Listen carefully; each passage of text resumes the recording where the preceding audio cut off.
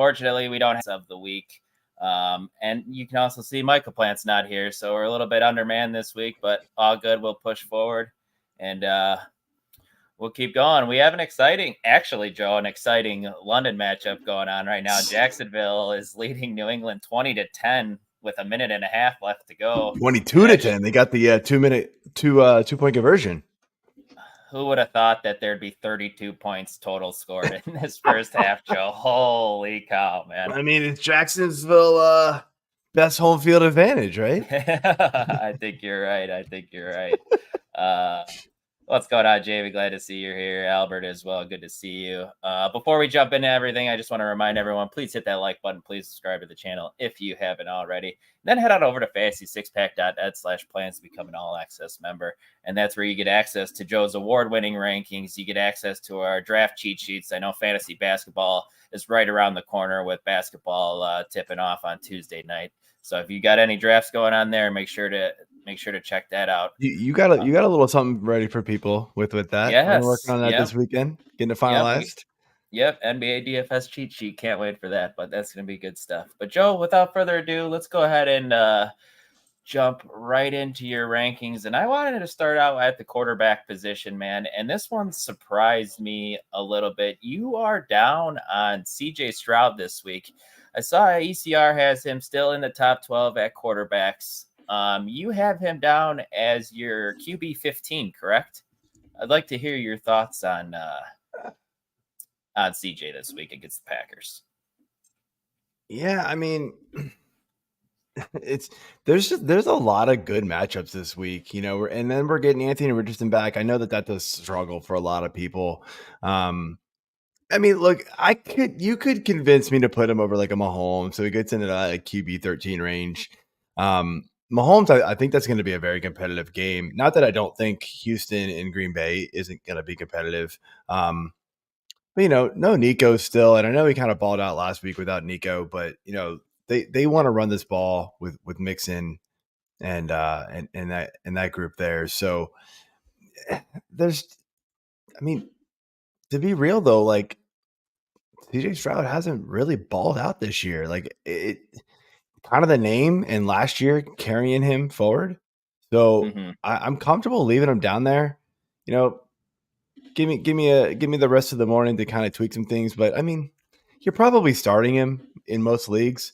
But I mean, like the weird thing is, right, is he's been jumped by like Darnold, Geno Smith, Kirk Cousins, those guys you would have never thought would have jumped him. Baker Mayfield kind of up there.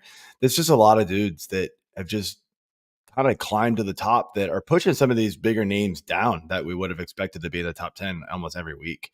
And CJ Stroud is just kind of one of those names. But in reality though, like all 15 of those top guys, like I'm comfortable starting. So he's just kind of the last one out of that group that I'm like, I feel confident in starting and that you're going to get solid return from this week.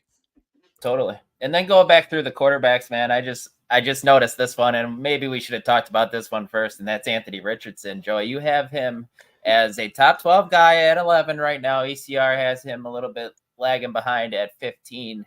What's giving you a little bit of confidence in starting AR this week? It's obviously the rushing floor.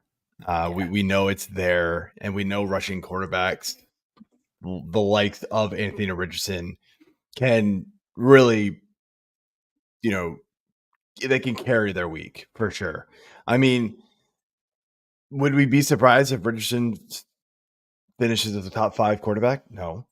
So pushing him down to like 11, 12 is sort of a safety, like because he has struggled passing the ball this year. He is coming off an injury, and he's probably got a higher probability of re-injury than any other quarterback out there right now. Yep. So that's a little bit of a safety play there, knocking him down. But I mean, in reality, like he has the ceiling to be right up there with Jalen Hurts and Josh Allen and Lamar and Jane Daniels. I mean, there's a reason why he was being drafted that high. He's got this massive rushing floor. There's no Jonathan Taylor, so he's going to probably get most of these these, most of the rushing yards for this team this week. So, I mean, that's kind of where I go with all of this with him. Okay, I hear that for sure. I like him, man. I think he deserves to be. Well, he doesn't deserve to be in the top 12, but No. after the way he's played. And But I mean, look, I definitely get it. the Dolphins defense has not been good. I mean, Agreed. let's be real. So there is a little bit of that too, right? They've they've been pretty bad, and the offense for the Dolphins hasn't been able to stay on the field either. So you kind of factor a lot of that into it. Game script could lead to Indianapolis just kind of running the ball a little bit more. Maybe they get a little bit more design runs with Anthony Richardson to kind of keep the clock rolling, that kind of thing. So that's where a lot of this comes in. All right, totally fair. Joe, jumping into the running back position now, we have Mr. Jordan Mason, someone who you're not really liking this week, having him as a borderline RB2 after the shoulder injury he suffered last week. ECR still has him as the top 15 back.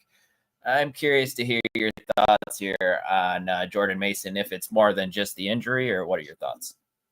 I mean, Kansas City's got the top run defense in the league right now. They are legit good. So you add that, and I know like the Shanahan factor and the 49ers, all these running backs, whoever gets the ball seems to just take off, right? Look, Mason is coming off that injury. So yes, that plays into some of the ranking. Maybe they kind of not ease him in, but maybe they don't give him the full allotment of carries that they normally would have. Maybe they do use Garendo. Maybe they do use Patrick Taylor. Sure. Maybe they lean on the passing game a little bit more because the Kansas City run defense is as good as it has been. And then it's just there are also a lot of really good matchups, and he doesn't catch the ball, right? Jordan Mason is not a pass catcher. So if they're not going to run the ball as well with him on the field, he's not really going to get a lot of other touches.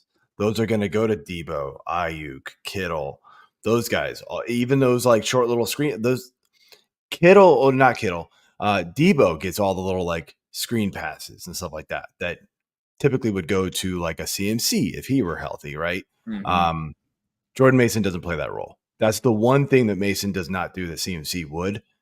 And so, yeah, especially in a PPR format, you got to knock him down in a matchup like this. I'm with you there, man. I'm with you. Definitely could see them working in Garendo. Definitely could see Debo getting more touches in the backfield as well as they search for ways to try to beat this Kansas City team. Looking at the next guy, Joe, this is someone you're higher on this week than ECR. That's James Conner. You have him as RB17. ECR is a little bit down on him outside their top 20 at 21. What's giving you confidence in Conner having a solid week this week? The Chargers run defense has been good.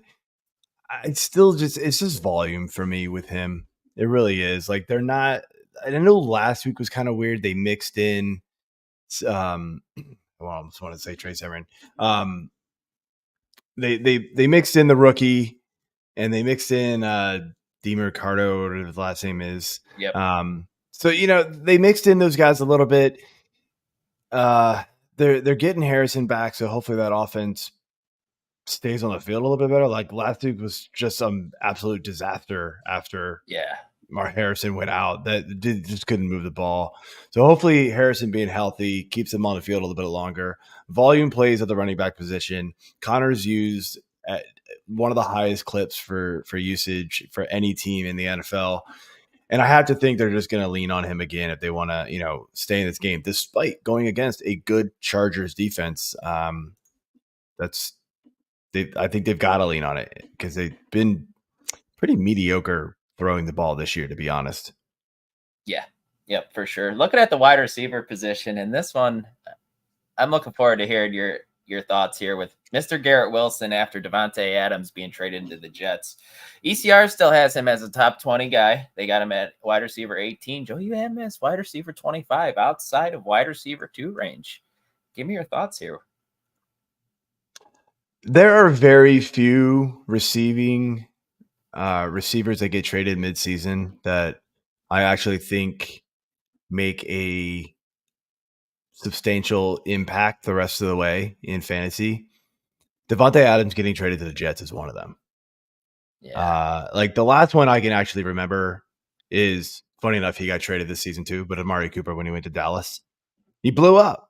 He had Yep. like 3 or 4 like massive games in a row, then kind of had a couple dud games, but like overall had a very good finish to the season. That doesn't typically happen. Devontae Adams going to the Jets with his best friend Aaron Rodgers there. Those Yeah. two like are like throwing passes and catching them like blindfolded. Like it's crazy how much they are just in sync with each other. Yep. I could see these two getting on the same page right away. Just like, could you imagine? Like, would it surprise you at all? Aaron Rodgers just looks at Devontae and it's just like, yeah, like doesn't even look at doesn't even work with the coach on it. It's just like, hey, you got to do this. Yep. Garrett Wilson's going to get less targets than he has seen this whole season, especially the last couple of weeks where he has just been peppered with targets. Been great. So we're going to see less volume go his way, and there's limits to the upside with him. It really does. Yeah. I hear that for sure. One guy here I want to touch on here is Darnell Mooney. Joe, you have him as top 20 guy this week. ECR is still a little bit behind outside the top 24 at wide receiver 25. What's giving you the confidence about putting Darnell Mooney in your top 20? I'm assuming it's that surprise volume he's seeing, man. What are your thoughts? Yeah, he is getting a lot of volume here. The other thing going in his favor is like the Seattle defense has not been great against the pass. They're kind of bottom, I want to say like bottom third in the league. And then if you want to go even farther, they're even worse when you look at them facing wide receiver twos. So I use DVOA as kind of a barometer for that. So you look at just kind of the matchup there. I think Drake London has a good game too, but I do think Mooney can kind of stay in this game because one of the Seattle's defense, they've just been kind of a funnel against the pass, to be honest with you. And they're kind of middle of the road. They're against the run, so you could see this, especially with Seattle kind of wanting to air it out a lot. You could see this being like a shootout game again. Yep. Between these two, and I expect a good amount of points. It might change if Kenneth Walker is not active. So check back. We're about 11:01 right now. Check back in about an hour once inactives comes out, and I can kind of crunch things, through again. If he is inactive, things will probably shift a little bit in this, but I'll still like Mooney probably better than most. All right, good deal. Jumping over the tight end position, Joe. There's not a lot of parity here, but I want to touch on Mark Andrews. Man, we saw him get a little bit more involved last week, catch a touchdown. ECR has bumped him back up to tight end 16. You're still lagging behind at tight end 19. What's giving you the pause about being back in on Mark Andrews? Is it the emergence of Zay Flowers? Is it still the snap share? What are your thoughts on Andrews here? I mean, it's all 4 targets. It's just the volume's not there. Yeah. If Isaiah Likely wasn't in the mix as much and all of this was going to Mark Andrews, then sure, I'd be back in. He caught a touchdown. That is legit the only thing he did. I was at that game. Mark Andrews caught like one other pass that I actually remember him catching. It just felt like he wasn't there. And then it was like, oh, he caught a touchdown. Hey, Mark Andrews is alive. Like what? Yeah. Like I'm not buying in. There's not enough passing volume in this offense. Zay Flowers is really the only guy I want to use in this passing offense. Bateman's sort of like if you're desperate play, and it's got to be a good matchup. The Bucs defense, they're above average. I'm not going to knock them there. So it's just one of those. I'm not really excited to use any of these guys, and Yeah. There's not a lot there to like with that. Right. This is the Derrick Henry and Lamar Jackson show, man. That's all it is. Yeah, I agree. To be honest, I'm not excited about any of these tight ends anymore, man. This year has been brutal at that position. Like the Bills. I got like go ahead. I got like 3 or 4 points from Hunter Henry in the first half here. I think I haven't actually looked at my score here. Let me see. You're probably fist bumping with those 4 points, man. You'll take that. After I got 8.5 half PPR points from Hunter Henry. Let's go. Go. Man, that's a top 10 week. 100%. That'll be a top 10 finish. Holy cow! I picked him up because I had Ferguson on bye. That's working out well. Nice. All right, man. Joe, before we let you go, just let everyone know where they can find your stuff and what you got going on the rest of the season. Yeah, absolutely. FantasySpec.net, obviously where you can find everything. Our rankings. I do the usage article every week, and at F6P_Joe. You see it here on the screen. Right, good luck, guys, perfect. And enjoy the rest of the show. See you, Joe. Good luck this week. See ya. And then, guys, we're jumping right into the start sit portion this week. We got JJ Schultz with us. What's going on, JJ? And we also have Mr. Mike Bonni. How you doing, fella? Hey. Good to see you. Is this the first time you guys have done a show together, or have you done one other one? I think last year we might have. We did a show together. I don't remember. I don't feel like it was a Sunday social. So I feel like we did one of the other shows where we were with you guys. But no, we're good. All right. Glad to have you guys here, man. No Michael Plant, so it's probably going to be a little bit quieter of a segment, I'm going to assume. But let's go ahead and jump right into things. We got one from Dion here. Good to see you. Good morning, Dion. We got Flex One here. Would you go Kareem Hunt or J.K. Dobbins? JJ, we'll start with you. What are your thoughts? Man, we are in the peak of fantasy football season. These are not questions I thought I'd be answering 6 weeks ago. Yeah, right? Let's go. I'll go Dobbins here. Don't feel awesome about either guy here, but yeah, we'll go Dobbins here. I think he has a pretty decent game. What are your thoughts? Like, what do you got? I don't think you can go wrong with either one. I think Hunt's been playing fine. They seem to like to get him the ball, but I'm still going Dobbins here. Yeah, I think Dobbins is definitely the safer play. 20 some odd carries last week, so yeah, he's just getting so much of the volume. I know Kamani Vidal is getting a little bit of work in now, but with Gus Edwards on IR, but yeah, it's not enough to scare me away for Dobbins. I'm gonna stick there with you guys with a clean sweep. Yep. Good morning. We got need 2 RBs PPR. Monty Achane, Tony Pollard, Jordan Mason. I'm thinking Monty and Pollard. Thoughts? Ike, we'll start with you this time. I want Monty no matter what. They're going to probably rely on the running game. I'll go with Pollard. I don't like the Miami offense right now. I don't like Titans offense either, but Pollard at least is going to get most of the work with Tajay out. Yep, I'm with you there, JJ. You got any? You going elsewhere? We're all agreed here, Monty. He's for sure. Got to get him in there. It gets tough after that. I mean, you got no Tua for HN. Mason Rudolph coming in there for Tennessee today, it sounds like. Yeah, I guess we go Pollard here, but I could see if you wanted a Jordan Mason why you go that way as well here too. Although that matchup against Kansas City is going to be a tough one. So yeah, let's go Pollard and hope for the best. Yep. Next one from Dion. We got Tank Dell, Jordan Addison, Mooney. Need one. I think Addison's the odd man out for me. And then you got Dell against the Packers. And you got Mooney, who's seeing all that volume. Joe has him as a top 20 guy this week. No Nico Collins for the Texans. JJ, what are you leaning here? Yeah, there's no way I can't not start Tank Dell as long as Nico's out here. I mean, we saw him last week get in the end zone, get 9 targets. So pretty much as soon as he went down, we've seen the volume uptick for him. So yeah, I'm going Tank Dell here. I think we're finally trying to see him start to settle back into that role. As a Cowboys fan, I kind of am seeing now, that year after the broken leg, Tony Pollard kind of lost a step. He looks like he's got it back this year. So I'm not surprised it's taken Dell a little bit of time to kind of get back into the swing of things here.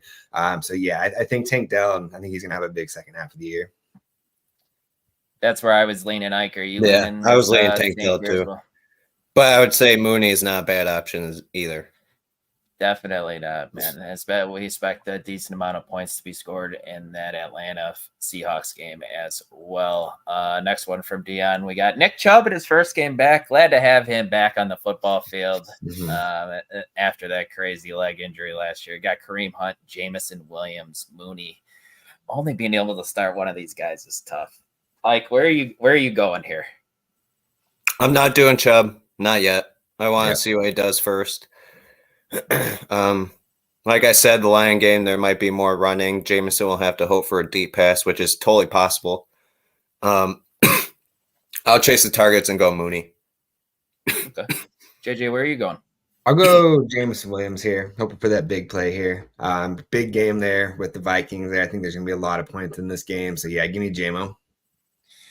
I think that's where I lean to, with Minnesota being a little blitz happy. All it takes is one time for Jared Goff to have Goff is apparently killing blitz too. He is killing the blitz. Yep. So like I think that's 130 some odd passer rating on blitz right now. It's insane. Yeah, it's leading the league against pressure, which is totally flip, man. Because early in his career, most of his career, to be honest with you, when you could get pressure on Goff, it's game over. But maybe something's clicked. When he plays Minnesota away from Detroit, he struggles. So that's something to think. I know he's in Dome still, but he struggles against Minnesota away from Detroit. And then I heard something this week as well. And I think I told you before the show or on the Friday show, Brian Flores was the guy calling plays in that Super Bowl where Jared Goff and the Rams offense was just brutal against the Jets. So yeah, he does. So he might have Goff's number. Yeah, but I do want to get your guys' thoughts on Nick Chubb rest of the season before we move off on this question. Is he someone that we think will be able to put in our lineups, or is he coming off the gruesome leg injury? He's not running behind a good offensive line like he was prior to the injury any longer. And this offense just downright stinks. So does Chubb make this offense better to the point where we can start him, or is he just a guy that might just be running back depth on your bench? JJ, what are your thoughts on that? Man, I mean, I think that just with the state of the running back position, there's going to be a week in time where you're going to probably need to start him if you have him on your roster. But that being said, I'm hoping to avoid that if I can. I mean, I'm rooting for him. I've liked him clear back to coming out of the draft. Rooting for him. I hope he gets his knee right. But I mean, you're talking about an older running back, pushing 30. Got like second or third multiple injuries to knee now. Yeah, exactly. So I don't know, if he has a couple big games, I might be kind of looking to see if I can flip him for something else I feel a little bit better about. But I mean, if there is a guy that's going to be able to come back from that type of injury, it is going to be Nick Chubb. But just playing against the odds and Father Time, that kind of makes me nervous. Yeah, that's kind of my thoughts as well. Like, do you have any other? Like you said, if there is anybody that can come back, it would be Nick Chubb, but I don't feel comfortable with it this year. Next year, he could be a little bit better once he's fully healthy, but you will need him if you have him a little bit later on the season, because bye weeks, I think in like week 12 or 14 or something, is just brutal. There's like 5 teams. So I think it's week 14 where there's I think 6 teams on bye or something. And like all players, assuming Chubb will be in starting lineups by that week too, where it's like a lot of teams are gonna be fighting for the playoffs. Hopefully you got that locked up, because I know like Lamar's out that week. I think Stroud's out. All the Texans guys are out. Yeah, our home league, man, starts. We do 2-week playoff matchups, JJ. So our playoffs actually start week 14. Interesting. Do you like that? I've always wondered, because that's like we do that in baseball. That's like kind of the standard for baseball, and even like basketball sometimes. But I've never done that for football. But I could kind of see if you're wanting to make it more fair, I guess. Yeah, I'm indifferent, man, about it, to be honest with you. But starting in week 14 when there's buys, still that's definitely not ideal. That's kind of what hurts it. I didn't even think about that. Yeah, that's a deal breaker. Well, we got Dame here, recurring guy. Appreciate you coming, man. Good morning. Hope all's well with you too. In a dilemma, just picked up Davante Adams off the waiver wire. Due to him with the injury, the injury. But now with him being on a new team, I need help. He's got needs 2 wide receivers and 2 flex options. He has Tyreek Hill, Garrett Wilson, Davante Adams, Devonta Smith, Jackson Smith and Jigba, and Xavier Worthy. With these options, I think we could rule out Xavier Worthy, right? Yeah. Yeah. I think Yeah, he's so the we one. basically got to drop 2 of them, right? We got to pick 4 of the 6. Yeah, so Worthy out for sure. And then it comes down to, I mean, do you guys want to start both Jets or just basically picking which No, I'm Jet? going Adams over Garrett Wilson. I think Adams is going to get heavily I'm with targeted. you, actually. I think they're going to make it a point to get Adams going right away. You know, it just seems like an Aaron Rodgers move. Get him over there, get his boy going. Devontae, JSN, Hill. That's what I go with, I guess. JSN, Hill. You need one more too. Like, would you go The other Devontae? You'd go Devonta Smith too. Mm-hmm.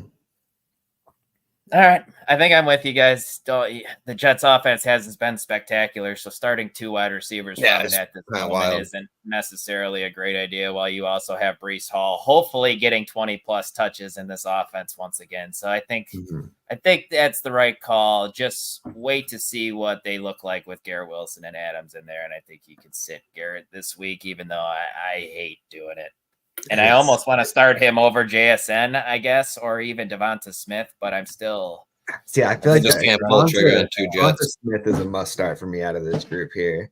It's JSN or Wilson for me. Fair. Yeah, that's fair. That JSN game script with that Atlanta Seattle game is just, I think that's might be too good to pass up on. So hopefully that helps you, Dame. Next one from Dion, we got Chuba Hubbard, J.K. Dobbins, Joe Mixon. Need to. Let's just start there. Easy one right here. Hubbard. Go ahead, Mixon. JJ. Hubbard Mixon here, or is anybody going Dobbins? I like Hubbard Mixon. Yeah. Who does Carolina play? They Washington. Washington. No Jonathan Allen. Yeah. Mm-hmm. Yeah, I think you're good with that. And Mixon looked good, so got rolled it still. Also, flex the rest who we have left over. We had Dobbins left over, so Reed and Mooney. I think it's Jaden Reed still. Right? Yeah, I could never bench Jaden Reed. Like, he's a must start. Even if he could have a complete 0 this week, and he would still be must start for me next week. Yeah, definitely Jordan Love's go-to guy. The Texans secondary is banged up heading into this one. Should be decent. It's good weather too in Wisconsin for this time of year. It's supposed to be 70s for Michael Plant while he's at the game today, JJ. So that's good. Wow. That's good. See, that's crazy, man. He's in Wisconsin getting 70 sunnies. I'm going to Mexico next weekend. Like, we're like looking at potential like rainstorms and stuff. That doesn't make sense. Oh, no. Come on. Where are you guys going in Mexico, man? You guys going to a resort or something? Riviera Maya, yeah, a little south of Cancun. Heck yeah, that's cool. Have fun with that. We got Dion here again. Ken Walker or Kareem Hunt. This will be interesting to see if Ken Walker's healthy enough to go here. But if he's healthy enough to go and he's activated, I think that's where I go. Dude's just so good, in my opinion. But where are you guys going here? Yeah, I think that if he's healthy, you go Walker here. Hopefully you play in one of the leagues that has like the auto sub feature, so you can just put Hunt as that auto sub real quick if you need to. I agree. Okay. Very good. JJ, here's our weekly IDP question for you. We got Kobe Turner or Cameron Hayward, I'm assuming. What's Hayward been doing? I don't think I have Cameron Hayward in a single league, weirdly. 3 sacks, 13 tackles. Yeah, I'll go Kobe Turner here. Feel like he's gonna have a good chance against like the Raiders quarterbacks there. Like, I feel like true. Weak offensive line, no good receivers really there. I mean, I think Jacoby Myers is probably gonna be out. It's just gonna be nothing but Brock Bowers. So yeah, let's go Kobe Turner and hope for a sack. I agree. All right, here from Chris. Good morning, man. We got Kareem Hunt, Jordan Mason, full point PPR. It's a lot of Hunt, man. Yeah, he's back in it there. If he's fully healthy, I think I still go Jordan Mason here, but I can see why you're wanting to get Hunt in the lineup. Mm-hmm. It's a big time pain tolerance thing with Jordan Mason, right? Because he couldn't handle it last week when he tried. Yeah, which is not great. It's healed a week or so. I think I lean Jordan Mason here. At least we know the 49ers are really truthful about their injuries, so like we should have no issues about if we full health, right? You know. Right. Game time decision, so we'll see him in the real playoffs, maybe. I agree. Where are you going here, Hunter Mason? I'm going Mason still. Okay. Next one, Pratt, Dodson, Oh, another IDP question. Pratt, Dotson, Awusa Koromora, or Patrick Queen need one linebacker?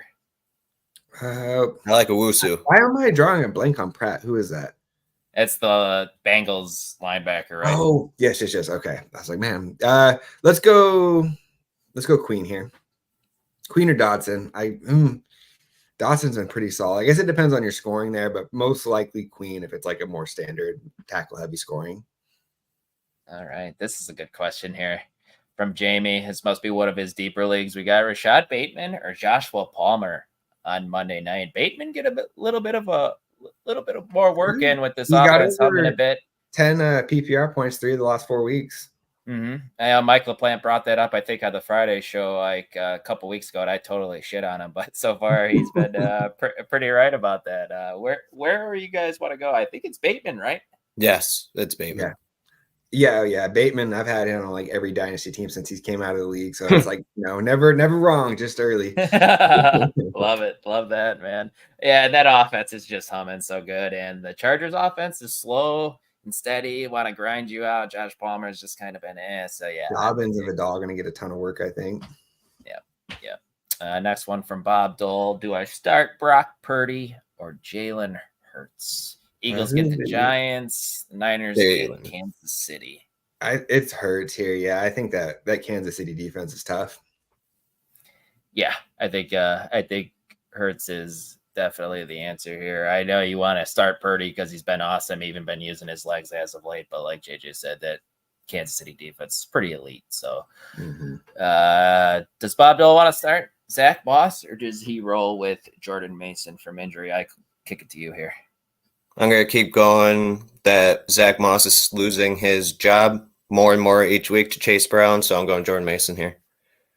Nothing to add. Yep, I'm with you guys there. Clayton says take Dell, got to get strapped. You know what? We'll I see. Hope not. From John, good morning, man. How's this trade? I lose Jonathan Taylor and I get Debo and Tolbert. CMC coming back. If you have running back depth, I guess. Yeah, John, let us know who your other running backs are. Yeah, let us know who your other running backs are. I do like Debo. He gets a slight tick when CMC comes back because he loses some touches in the backfield and all that. And maybe McCaffrey's back by. I'm a Cowboys fan, and I don't start Tolbert yet. Like, it was a great game last time out, or I guess 2 times out. Last time out was not great, but yeah. All right, I hear you there. From Richard, Standard League, need a wide receiver 2. Devonta Smith or Jamison Williams? JJ, I'll let you go first here. Ooh, this is a tough one here. I'll go Devonta Smith here, but I do like JMO a lot this week. Ideally, you're finding a way to get both of them in there. Yeah, I'll go Devontae over Jamison, but you can't go wrong with both. Standard. Do you actually go the big play threat there and hope for the touchdown? That's where I'm going to go. I'm going to go Jamison Williams in that. I think with it being standard, I think I want to switch my answer there. I don't play in a lot of those, so it took me a second to kind of fully process that. But yeah, I think I'll go JMO here and hope for the touchdown. I think JMO is the right answer as well. Ike, you're still going Devonta Smith? Yes. All right. Just to update everyone on this London game we got going on, Jacksonville leading 25-10. Their offense has looked pretty good so far today. I mean, I know it's New England, but that saved Doug Peterson's job for a couple more weeks with this one. Yeah, unfortunately. I was thinking he was going to have to find his own flight home from London, man. I figured they were kind of going to leave him there if he figured out a way to lose this one. This one from Richard's full point PPR. Need a flex. Marvin Harrison Jr. or Aaron Jones? I'm going to go Marv here. With him clearing concussion protocol, should be all good to go. Aaron Jones dealing with whatever he's dealing with. I forget what part of it. Do we have any updates on his? I know he's expected to play, but have they said anything about workload or if he's going to be limited or anything? Yeah, I have not. That's what I commented on a start sit earlier, and that's what I answered it with was if there was any update, if they were going to limit him or whatnot. But yeah, I think this one's kind of easy for me. I'm going to go Marv. Yeah, if you could tell me that Jones was healthy and getting a full workload, I think I would go with him, just because he's going to catch passes as well as get a ton of work on the ground. But yeah, without knowing that, you probably go Marv. Okay.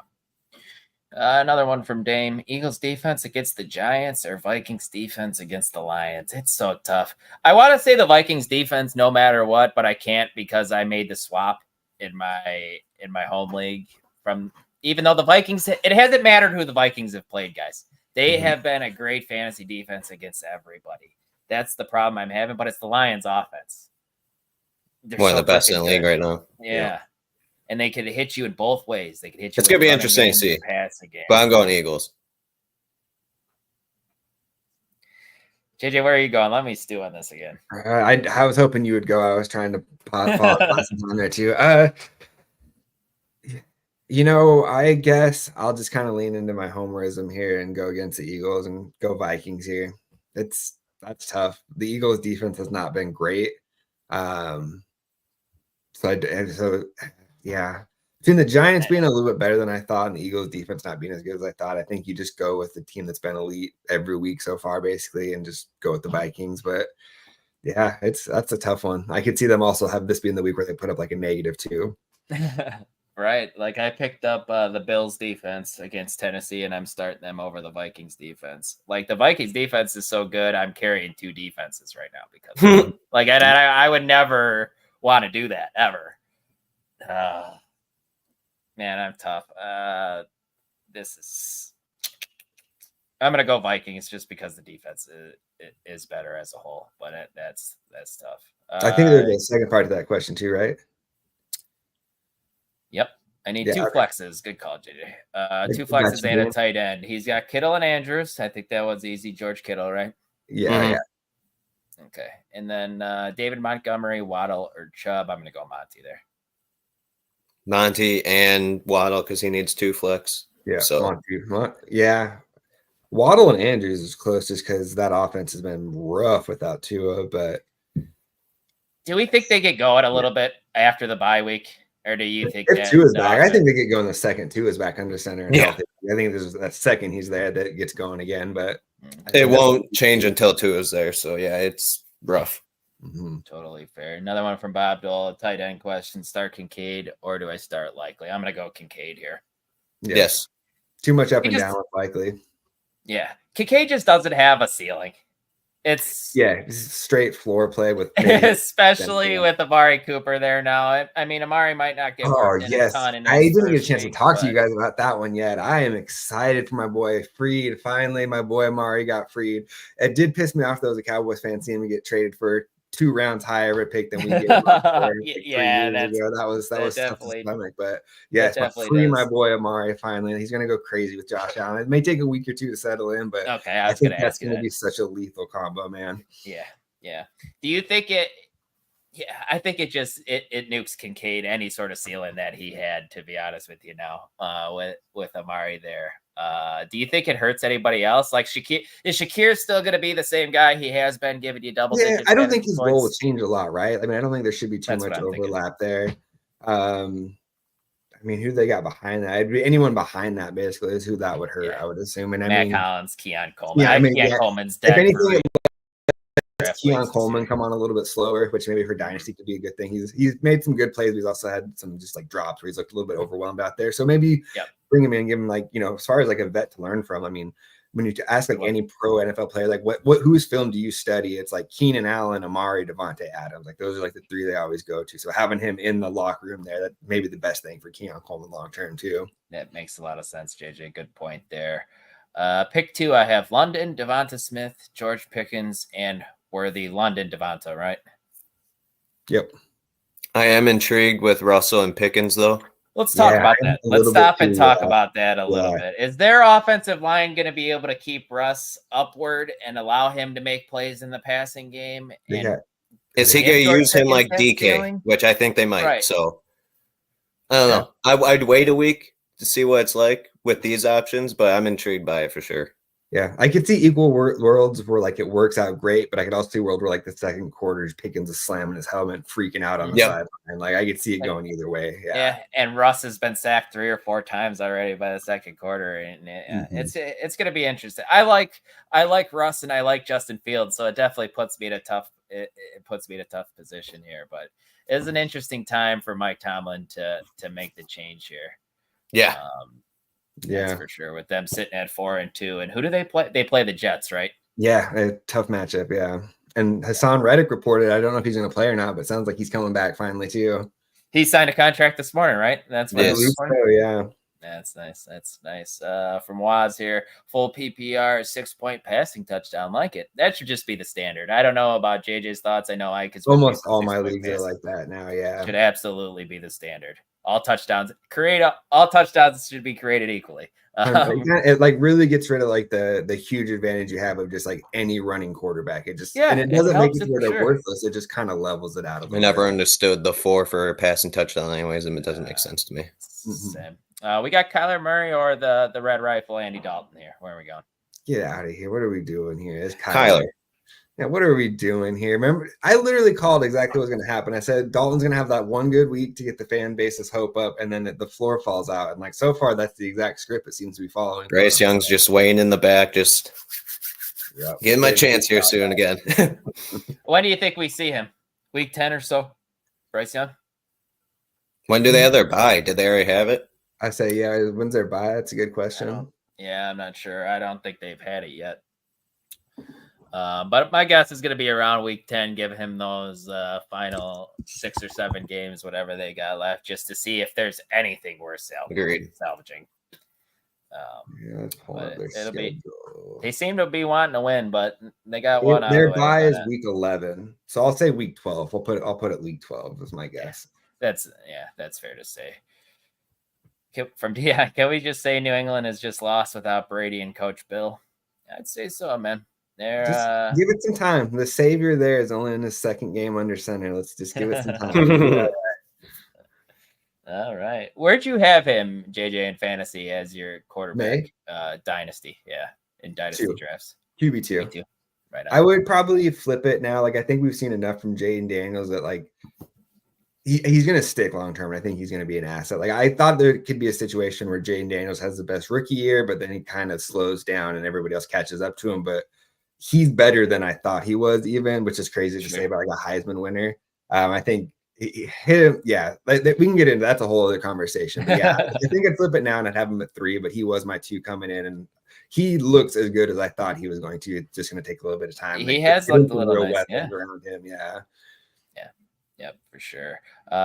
What's going on, Tyler? Congrats on the number 1 seed for Badger football once again, trying to defend their state championship. We got Standard League, Wandell Robinson or Najee Harris in the flex. Najee, right, for Standard? I think so too. That's right. Yeah, better chance to get in the end zone. Yeah, he found the end zone last week after a pretty beast of a run. Najee just gives you so much, or a few flashes here and there that, like, dude, this dude runs hard. He's good. Mm-hmm. But then there's other times where he just looks like a plodding idiot and just like he doesn't know like what hole to take necessarily. So he's just kind of like dancing. He has like 3 runs a game that brings his average up to like 3.9 yards per carry. Otherwise, he's like 3 yards. He's like the literal 2 yards in a cloud of dust, like every basically. Yeah, man, 100% with you.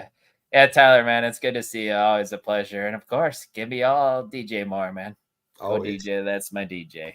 So, guys, if we hit any other live questions, make sure to drop them in the chat and we'll get to them right away. But we have some other questions here on the side that I'll just start firing here, guys. I posted one of the Facebook groups. So we got a ton of. Kenneth is active. Here. All right. Okay. Odell Beckham active as well, guys. Nobody's starting Odell though. Yeah, not with Tyler Huntley. Jameis Winston inactive? What's going on there? He getting traded? Free my boy Jameis. Except for I wanted to free him to Miami while Tua was out. He's already coming back now. So like that ship has sailed. Aaron Jones hamstring active. Ray Davis calf active. Josh Downs, Alec Pierce both active. Dontavian Wicks is active. Pop Douglas is questionable to return with an illness. That's not ideal. Yeah, that makes sense. I was wondering what was going on with him and why he was doing nothing. Yeah, that sucks. Definitely sucks for all the Pop Douglas owners. We got Tank Bigsby played fine today. Yeah, he did. Yes, he did. Good to see from him. Jackson Smith and Jigba, or Devon Achane in the flex. JSN until 2 is back. Yeah. Plus, like you said earlier, that JSN, that game might be a lot of passing. Agreed. We got a live question here too, and I don't know what way I'm going to answer this because I love Tony Pollard this week against the Bills, but he's got Breece Hall as well, full point PPR, 1 point for every 5 rushing yards. Interesting. Because I part still of have what, to go Breece. I'd say part of what makes Breece so good is the receiving, but yes, yep. But then again, I don't know that. I mean, what's like Pollard's weekly rushing versus Breece been? It's probably pretty close, I would imagine. Pollard's probably better late rushing other than Just last week. pure rushing, yeah. Probably still Breece. Like if it's still full PPR, you go Breece here. That's an interesting scoring though.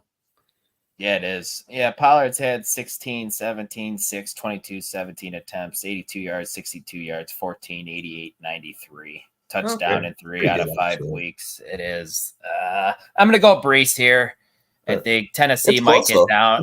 Tennessee might get down early against the Bills. Yeah, definitely close. That's a good question, Maverick. I think if it was like half PPR at that point, then you'd go Pollard probably. But with it still being full, I think you still go Breece. Fucking tank, man. You're right there. You score again? No, he's just bullying his way. He got a 20-yard run. All right, we got Juju Smith-Schuster or Jalen Waddle. Waddle. I don't know. If I want anybody from the Chiefs wide receivers, other than like obviously Kelsey, I'm going Xavier Worthy because he's the one guy that I can think make a difference play. I just don't trust it, man. I actually want Juju here. I can't start Waddle. I'm done with it. You're weird, man. Until 2 is back. You're weird. Don't say Juju has been dust for like since Antonio Brown called him out. He definitely has. He's like 28 years old and he's dust. I feel like he's like 33. Right. Got Jordan Mason or Ladd McConkey.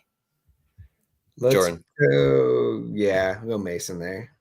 Yeah, that's where I went as well. And then Kyler or Justin Herbert. Who? Herbert or Kyler Murray. Oh, Kyler. Yeah, go Kyler there. Yep, that's where I lean as well. One from Jack. Man, it's crazy how far Herbert's fallen in these rankings. Yeah, man, that was one of my worst calls of just like not believing everything they were saying all offseason. I was like, you're not gonna like make him a game manager. Like, why would you? Yeah, they did that shit. No, they said sit your ass down there. Yeah, they definitely did. We got Tyrod Tracy with Devin Singletary back in the lineup, or Austin Eckler with a bagged up Brian Robinson. That's why I went Austin Eckler here. I think he's going to get worked at a lot still. I don't think Brian Robinson's going to get his normal workload. And it's a juicy. And I don't know why Eckler like looks decent. No. Yeah. He does. He looks fine. He still looks kind of slow, but he's chugging. He's running hard. Yep. We got Tony Pollard or Aaron Jones. A healthy Aaron Jones off there. We'll go Pollard. You go Pollard there, yeah. Yep, I went Pollard as well. This is a little bit deeper one here, fellas. We got actually I didn't specify here. I thought it was going to be Tucker Kraft, but it's probably Trey Tucker because it's just Tucker. We got Trey Tucker, Tyrod Tracy, or Goodson, the running back from Indy. PPR. Who was the first two before Goodson? Trey Tucker, Tyrod Tracy, or Goodson? Tyrone Tracy. Yeah, I like Goodson a little bit too. He actually saw a decent amount of targets, but I'm going to go Tracy. All right. And then we got Ladd McConkey or Ray McLeod, who's got a role in that Atlanta offense. He has a bit more role than I thought, but I'll go Ladd here. Yeah, I'll go Ladd. I'm with you guys there. Is that Dave says going to lose this week anyways? But pick one for second flex, full point PPR. Tyrod Tracy, Jerry Jeudy, Xavier Worthy. If he says he's going to lose, is it just X-Man? Shoot for the stars. Mm-hmm. Yeah, that's what I told him as well. Quarterback question. This one's interesting, and I want to hear your guys' thoughts here because I'm high on Sam Darnold this week, and it feels ewy. Would you go Darnold or Kirk? Let's see. Who's Atlanta got? They got Seattle. I think it's going to be a shootout. I'm going Kirk. Yeah. I went think Darnold you go here. Kirk Gonna there. go Kirky. That one hurts to sit Darnold, but yeah. Yep, I'm with you. And then we got a quarterback question. Michael Plant would be giddy over this one. Should he go Patrick Mahomes versus San Francisco at home or pick up Kirk Cousins? Man, I hate to say it, but I think you go Kirk here. I mean, I hate that. Just saying, I'm agreeing. It's Kirk. Mahomes, but pick up Kirk and play him this week. I think it depends on who you have to drop to get Kirk Cousins, but don't drop Mahomes for him. Yeah, I mean, just don't do that. Can't do it. Yeah. We got PPR starting Amari Cooper, Debo, and Brock Bowers needs a flex, and the options are Aaron Jones if he's playing. He is playing. Wan'Dale, Josh Downs, or Sam Laporta. With no tight end premium, I kind of lead in Josh Downs. You're not scared off with AR coming back, man? A little bit. But yeah, I think definitely a little bit. Or I feel like Josh Downs would be the smash play here without a doubt. I actually leaned Wan'Dale. I think his floor is really safe with everything he's seeing. Neighbors is back this week, though, right? Yes. Yep, he is. Yeah. He is. We got a live question here from Steve. Good to see you. Half point PPR, Flex 1, Jordan Mason, Juju Smith-Schuster, Xavier Legette. It's Mason for me. Yep, Mason for me. Can we talk about, is Xavier Legette's touchdown dance celebration, is that the best one in football? It's riding a horse. Like the best part is like he's an interesting cat, man. Like 2 weeks ago, he's just like, I don't even think I'm that country, and then he does a touchdown. So I was like, bro, like, what are you doing? I love it. Oh man. From Ronnie here, we got Jerry Jeudy or Alexander Madison or Jalen Waddle. I'll bite the bullet, and I went Jerry Jeudy here. Actually, I can't do Waddle. I can't, but Waddle, I guess. Jerry, no hands, Judy. Are you just thinking that he just gets all the targets now without Amari there? He might. I think that Joker will get a decent amount of targets too, but I guess you can fire up Judy to see what it's like. I have Judy in a league. I don't feel great about it, but yeah. I think I'm starting him in a league too, actually. Joker's going to be solid. Another one from Steve. Juju or Amari Cooper? I'm going to go Juju. I'm going to trust what we saw last week. Amari, what are we talking about here? I'm going to Amari. I think they're going to want to get him involved. I don't care if he does know the game plan. All he has to do is run around. I was going to say, this isn't a Devontae Adams thing, man, where they got chemistry with Aaron Rodgers. I don't trust it. He's been there for 4 days. They're a run-heavy team, the Bills are. You would be run-heavy too when your number one pass catcher is Khalil Shakir. I hear you, but I don't think they're going to change the game plan a whole lot just because of Amari Cooper. You'd say, but I still like him over Juju. All right, yeah, totally fair. Everyone listening, please hit that like button. Please subscribe if you haven't already. We really do appreciate it. Keep dropping those sick questions. We love it, answering every single one of them for you. So, hopefully we've helped you out this year, and hopefully we continue to help you out. From Jonathan here, Cooper Kupp, Jaden Reed, or Deontay Johnson need one. Do they and Cooper Kupp, who and who? Cooper Kupp, Jaden Reed, Deontay Johnson. Jaden Reed. Jaden. I also said Jaden Reed. We won't know about the Rams game's the afternoon, right? So I don't think we'll hear if Cooper Kupp, because they said he's going to be a true game time decision. So that's why I went Jaden Reed as well. I just got the sleeper notification of JJ live on the show dropping somebody. I just got an alert that Emmanuel Ogba was out. So, got to make sure my teams are taken care of first before I can help. Got to make the move. Love it here. Got to love yourself before anybody else can love you, or you can help anybody else's team, You're right, man. We question here from Patrick. Josh Downs, Tyrod Tracy, Sam Laporta, Brandon Ayuk, half point PPR. Need to start 2. That's what made this one tough for me. The start 2. I think Brandon Ayuk's locked in, even though he's in. Yeah. But then it's Ayuk. Who are the other options? Laporta, Tracy, Josh Downs. I went Laporta here, even though I'll go Laporta as well. Yeah, I'll clean sweep that one. From Jonathan, we got Chase Brown, Josh Downs, or Juju. Chase Brown, man. I like Chase. Chase Brown. I think he's gonna have a big. I'm glad to see that you're on the train too on that one, Ike. But yeah, I think Chase Brown is gonna have a big second half of the year. All right, we'll go Chase there. Need to pick 3: Amari Cooper, Devontae Adams, Jordan Addison, Wandale, and Khalil Shakur. The first 2 and Amari and Wandale. Devontae and Wandale. I told him Devontae, Wandale, and Shakur. I like Shakur this week over Amari Cooper still. Yeah, And I told him I got he could go Addison or Amari for a little more upside over Shakur if he wanted it. But I've got a couple live ones from Clayton, man. Noah Brown, Alec Pierce, or Kyle Pitts for a flex spot. I think you go Pitts here still, but if you want to like try and go for the upside, I guess you go Pierce and hope that him and AR connect on one of those deep ones they had early in the year. Noah Brown also got a good matchup against Carolina. I have to start Noah Brown, so I would hope for him, but in this I'm going Pitts. Yeah.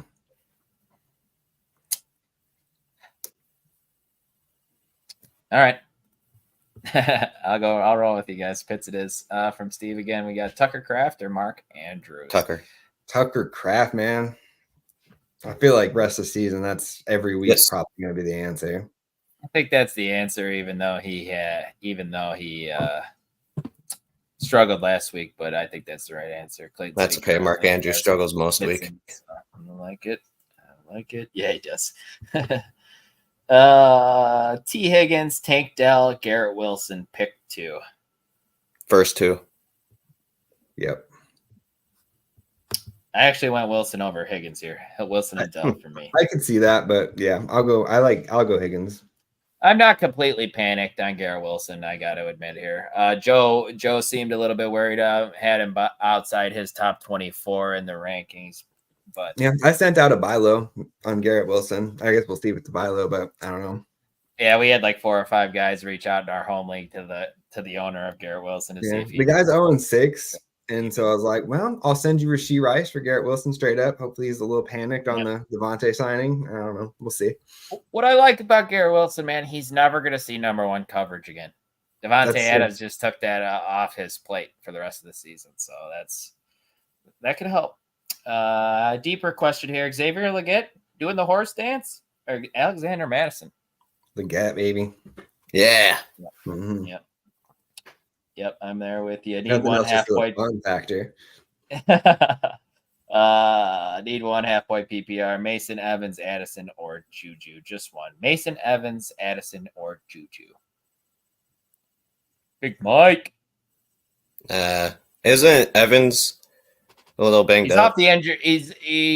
He was supposed to be a game time decision, but then they just removed him off the injury report. All right, I'll go with him then. He's good. Yeah, tough matchup with Baltimore, but I'll go Evans. Yeah. Would you guys start Russell Wilson or Michael Pittman in the Superflex PPR? Struggling over it. Russell quarterback if you can. Yeah, always. Russ, yeah. I don't always like to say that, but I'm gonna go. If it's Michael Pittman, especially with Anthony Richardson, it's definitely quarterback. Yeah. From Timmy, Najee Harris, Josh Jacobs, Austin Eckler, pick 2. Who are the first 2? I think I'm going Najee and Jacobs. I think that's fine, even though Eckler's got juice. Jacobs is for sure. And then I guess I'm starting Najee over Eckler in a league this week. So yeah. I gotta practice what I preach or preach what I practice, I guess. Sure. Interested in one here, Drake London or DK Metcalf? I've had to answer a lot of DK questions this week. Owners are frustrated with him, man. Drake London, I go with. He's so good. He just makes stupid plays every week. I think it's Drake London. I think that's the right call. Yeah, I think it is too. I'm fully prepared now that I said that, though, to see 30 seconds into the game. DK Metcalf, 75-yard touchdown. That's exactly what's going to happen. It's going to be one of those. Yeah. Oh, Drake, man, nice throw. Yeah, I was going to say, just got the sleeper update about a 32-yarder from Drake May to Hunter Henry. We got a healthier. Joe's Hunter Henry killing it. Oh, there's another one after that, too. You'll get another alert here in a second. 8 catches, 92 yards. For Hunter Henry? Yeah. Oh, he's tight end 1 on the week. Oh, Doesn't even need a touchdown. It's nice seeing Kayshon Boutte be a thing after having the worst combine from a wide receiver since ever. Dude, one of the weirdest college careers too. It's like came out so hot and then has just been on like a straight decline. Yeah, And then but he's somehow showing out. worse at a combine. Yeah, weird, man. Next one, we got Aaron Jones or Tyler Algier. Aaron Jones, yeah. Tucker Kraft, Sam Laporta. Sam. Laporta. Yep, I'm still there as well. From John Carlos here. Start 3. We got Chuba Hubbard, Josh Jacobs, K9, Aaron Jones, Zach Charbonnet, Bucky Irving. Why can't they just give the backfield to Bucky? He's the clear better running back than everybody else. Just give it to him and bring Rachaad White in on passing downs. That's fine to do. You can do that, Todd Bowles. Mm-hmm. Like, just do it already. But I don't know if you could start him this week after the comments came out and said that they're literally going to give each one a drive and then go with the hot hand after that. Yeah, like, I wouldn't start him. I'd go Aaron Jones and then the first two, I believe. Josh Jacobs and Hubbard. Yeah. I'm still good. We don't want to get Ken Walker in here somewhere. I think with those other 3 options, I'm okay waiting to see it for a week. Ike, you're kind of in the same boat there. Yeah. All right. Then one from Mason here. We got Jaden Reed, Devonta Smith, Deontay Johnson need to start 2. The first 2. Yep. Yeah, I think it's Reed and Devonta Smith as well. Yeah, it's it, Deontay. From Clayton here. Come on, man. Don't talk Rashad like that. Clayton, I hate to tell you, man, I've been pounding the drum for Bucky since like the off season. I've been saying I wanted Rashad to be good too, and we did the going back to the beat reporter interview that we did with the Tampa Bay guy. He said Rachaad White couldn't be more of a better human and a great dude, and he thought he was going to be primed for a breakout season. But no, it's not going to happen. Clay says he's bad. I know. and then yeah, Sean Tucker come back, and I loved him in the draft last year, and I had about fully abandoned ship. And then I'm like, whoa, he's back! Like, let's go. Weird.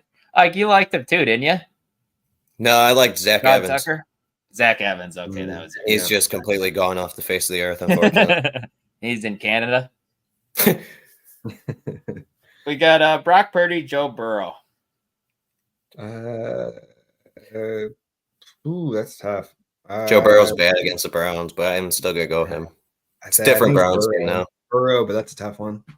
Yeah, I'm gonna go Burrow as well. Need one at the flex, full point PPR. Wish we had a little bit more context because I think that helps this answer. It's Josh Downs, Najee Harris, Xavier Worthy. I think Najee is obviously the safest play. Sound like Mike Bonni here. Najee's the safest play. The ceiling plays Xavier Worthy. Yeah, sorry. I just watched my boy Jalen Polk just like trip and fall and miss a wide open touchdown. Josh Downs, Najee, or Xavier Worthy. JJ, where are you gonna go here? Down. Not the. We don't know if it's PPR. I heard. Full PPR. Full PPR Downs. Mm-hmm. Right. From Allen, we got Jordan Mason or Aaron Jones or Montgomery in the flex. I think it's Monty. Easy. Touchdown in every game this year, over 15 fantasy points. Yeah. Monty's got to be in starting lineups every week. Let me ask you guys this one.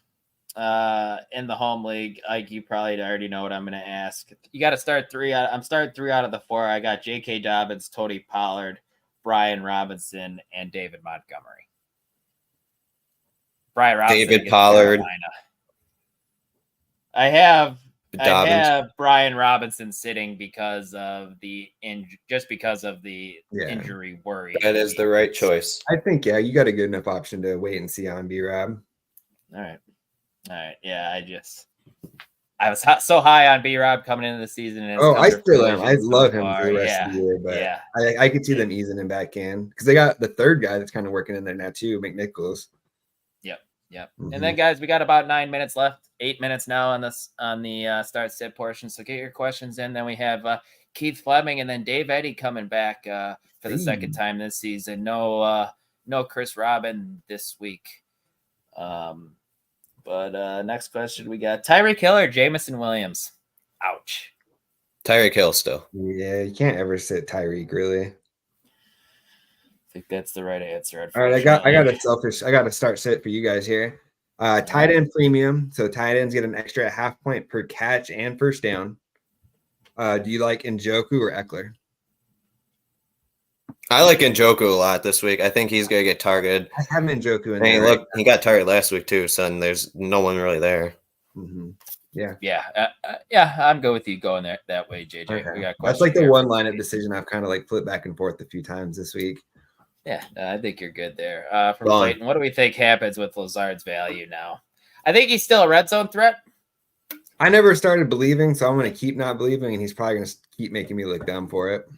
I think he could get a couple more touchdowns. Maybe. I think he's a red zone threat. That's where he's going to thrive. But as someone that you could put in your fantasy lineup, I don't think he's really viable at doing that moving forward until we see it for a couple of weeks with both these other guys. You don't really want to start a number 4 or 5 target in your fantasy lineups, and that's what he is now in that offense. Behind Garrett Wilson, Devontae I said Adams, maybe Garrett Wilson's a wide receiver 3 in this one now. Stop it, JJ. You make me want to RKO you, he's rebuilding, the Devontae Adams, Allen Lazard. What's Randall Cobb doing right now? Let's go. Devontae Adams or Deontay Johnson, non-PPR. I think that makes Devontae. Devontae, since it's not non-PPR. Yep. Trey Sermon or Braylon Allen? Braylon, I think, but that's a tough one. Yeah, it's brutal. Well, I'm gonna go Trey Sermon. Sermon's in, but he got outplayed last week by Goodson. I don't think Trey Sermon's just not really good either, unfortunately. Yeah. But I think that's still where I lean. I don't know if Allen's going to get enough of a role with this new revamped Jets offense. Next one, Jameson Williams or Darnell Mooney? Jamo. Mooney's making this hard on a lot of fantasy owners right now, man. He really is. I think it's Jameson, but I get Mooney for sure. I get it. Amari Cooper or Ladd McConkey? Amari Cooper. Yeah, that was easy. I'm gonna go Ladd.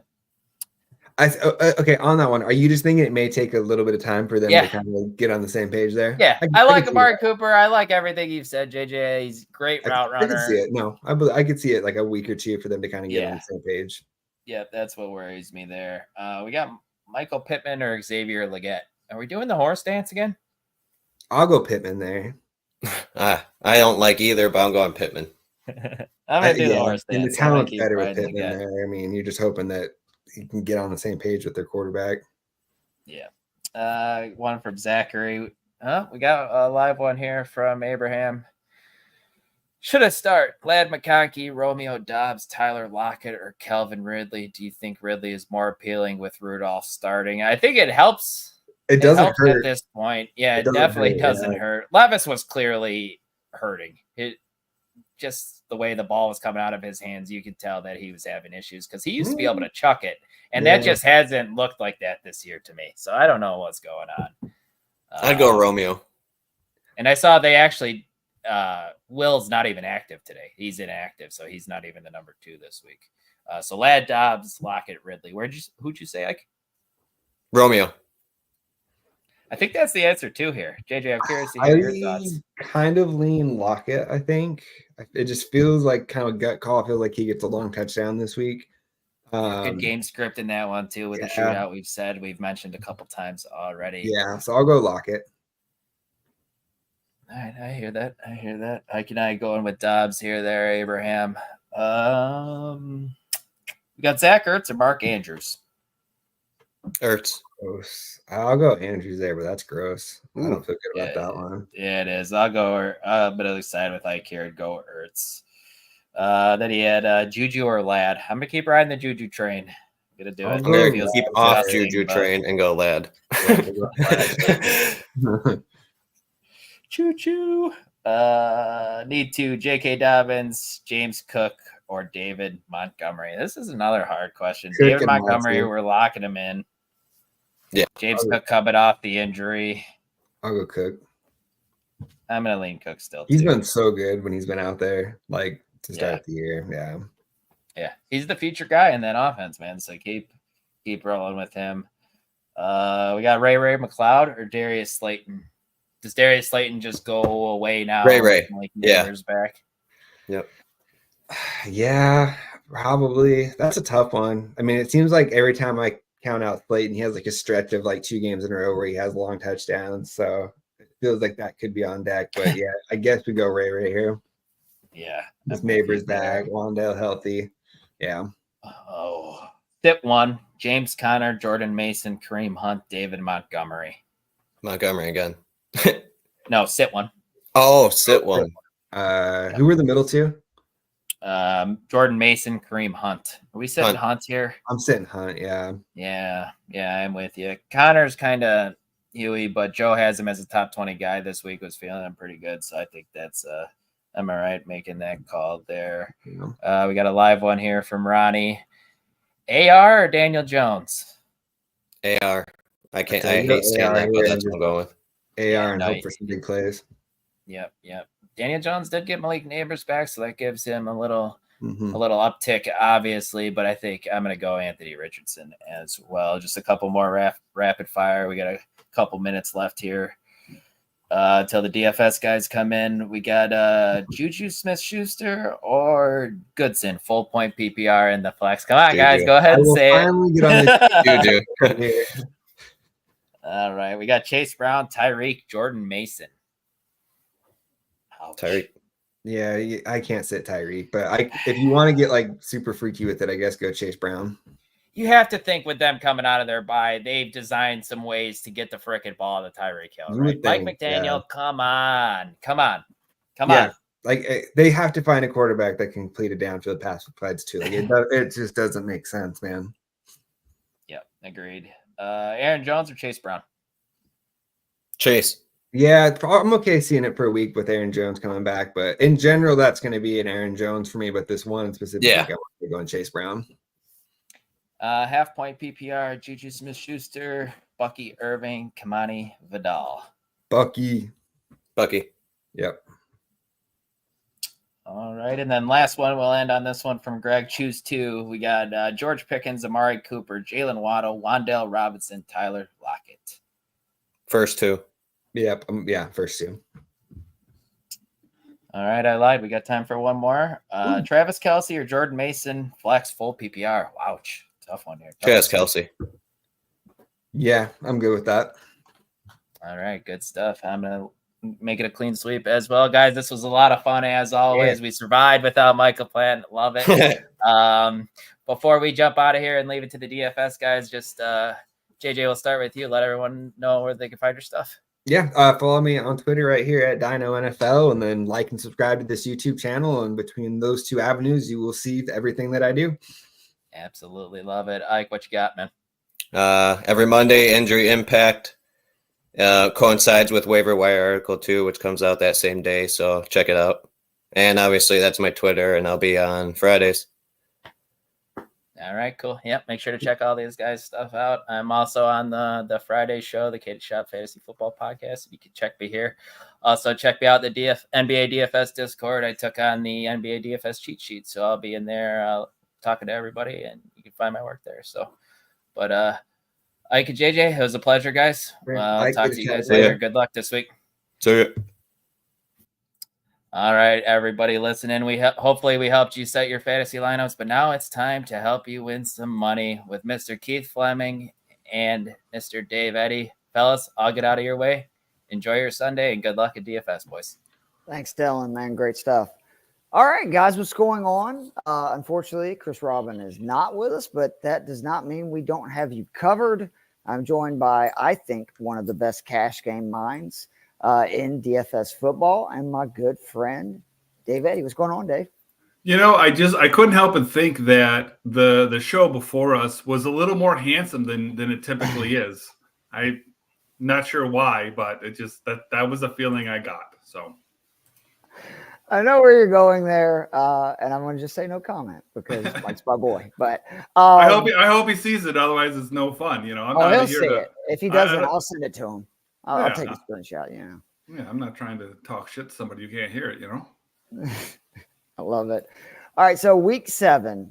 We'll go through position by position like we normally do, but I mean, it's kind of crazy. You got 10 games, over under 40 or higher on every single one. We got 4 games with 48 or higher. I mean, these are big over-under total. So we're expecting a lot of points. Obviously, that's both good and bad for DFS because that's probably going to raise the number, right?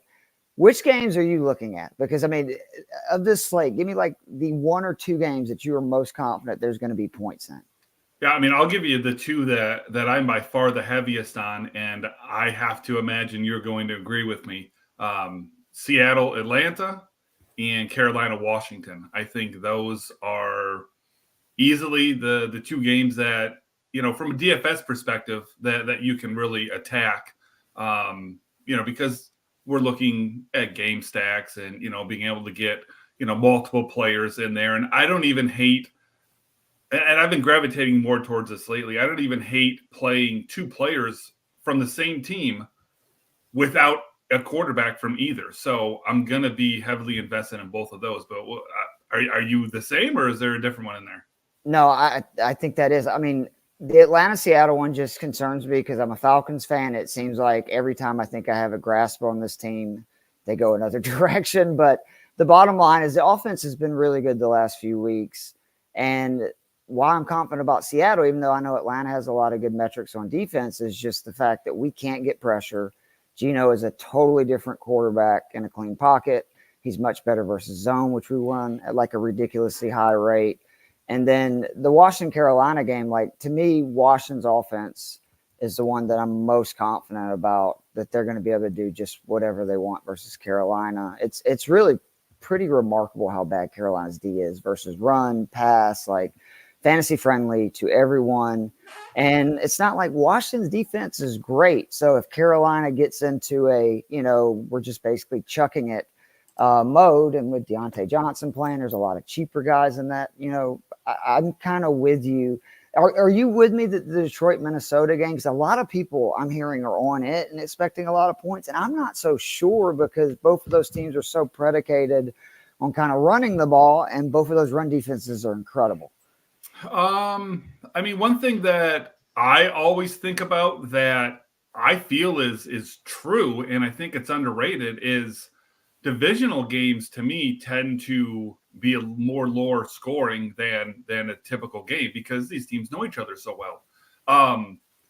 With that being said, yes, the Lions' run defense is as good as there is in the league. So you have to pass on them. You really don't have a choice. And so all that's going to do typically is, you're going to get more plays, and the more plays, the more opportunities, the more points. And the Lions, yes, the Lions in a perfect world want to run the ball. They want to absolutely just pound you into the ground and run, but they can pass with the best of them because once they get that run game set up, the reason their passing game is so effective is play action. So I don't know. I could go both ways here. I'm going to say that these teams are probably going to be forced to pass. But being that they know each other so well, I would think that this game probably takes an under. But that doesn't mean that, guys like Gibbs and Jefferson and St. Brown, can't get there. I just don't know. Those are just games that I'm not looking to stack. Right. And I mean, there's some individual players from that game that I really like. Like if you can find the money for Jefferson, just with how much the Lions run man, his career, there's just a ton of stuff. I know he's really expensive, but he's going to get a lot of targets. He's going to see a lot of man defense. And then on the other side, like I'm with you that I think either of the Lions pass catchers are very interesting because Vikings blitz like 40% of the time, and Williams and St. Brown, that's like 50% of the targets when that happens. So and Goff has a very high completion percentage there as well. The problem I think with the game as well, and why I like one-off pieces more is, in real life, it's great, but in DFS, it's a pain in the ass that the Lions offense is so widespread. Yep. I mean, you've got a guy like Laporta who's done nothing basically all year, but if they decided that they wanted to feed Laporta, he easily could go for 8 and 120 and a touchdown, but they have so many weapons in the passing game on top of the fact that they want to run the ball, and they can throw to both the running backs as well. That's what makes it hard, is if you do play that game and you stack it, I don't feel like you can throw, 1 or 2 out of a 20 max lineups in there. I feel like you've got to be heavily invested because you're gonna have to find the right combination. Yeah, and you can that's feel kind of tough to fairly- do, though, man. Like I don't like That's what I'm chasing that. saying. Yeah, I'm with you. And that's what I'm saying. And if you're wrong, if that ends up not being the game, now For you've sure. invested 5 or 6 lineups at least trying to hit the right combination of that game. And, you didn't play Daniels, you didn't play Cousins, you didn't play Geno, you didn't play Dalton. So that's where I prefer just one-offs. And to be completely honest, Jefferson's the one-off that interests me the most. Again, because good luck guessing the Lions, guys. Gun to my head, I had to pick one. If you say you have to, you're playing, Jefferson, and you've got to bring it back with somebody. Who is it? It's Jameson Williams for me. Yeah. Just because he's, cheaper than these other options. And, he is a very big play guy waiting to happen. I mean, St. Brown's the safer play, but give me J-Mo because J-Mo He can scored like outscore. 35 points on 6 targets the last 2 weeks. Yeah, on I mean, DraftKings. Plus he yeah. actually has a slightly higher target rate when blitz this year than St. Brown. I mean, it's not much. It's like 22, 27%. But to your point, when somebody's $2,000 cheaper, I love that. We've talked QB because I always like whether we would do a show at the end of the week or not. I want to know what you're doing each week. But I think we're in agreement that it's hard not to play Daniels, right? I mean, in cash? Yes. I agree. To be fair, I mean, we always end up getting some value Friday, Saturday, even on Sunday.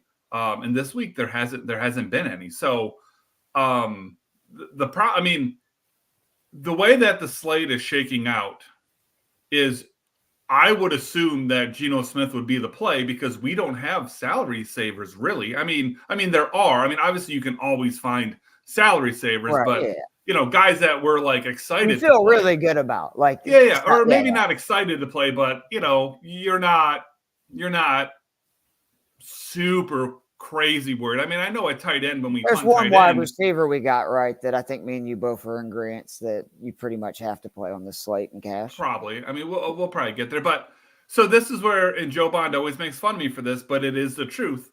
This is just another example of every slate is different. Because if you were to tell me just in a vacuum, all right, Dave, we've got 2 quarterbacks basically in play here. I mean, the consensus is going to be Geno or Jaden, but there's not a lot of value on the slate.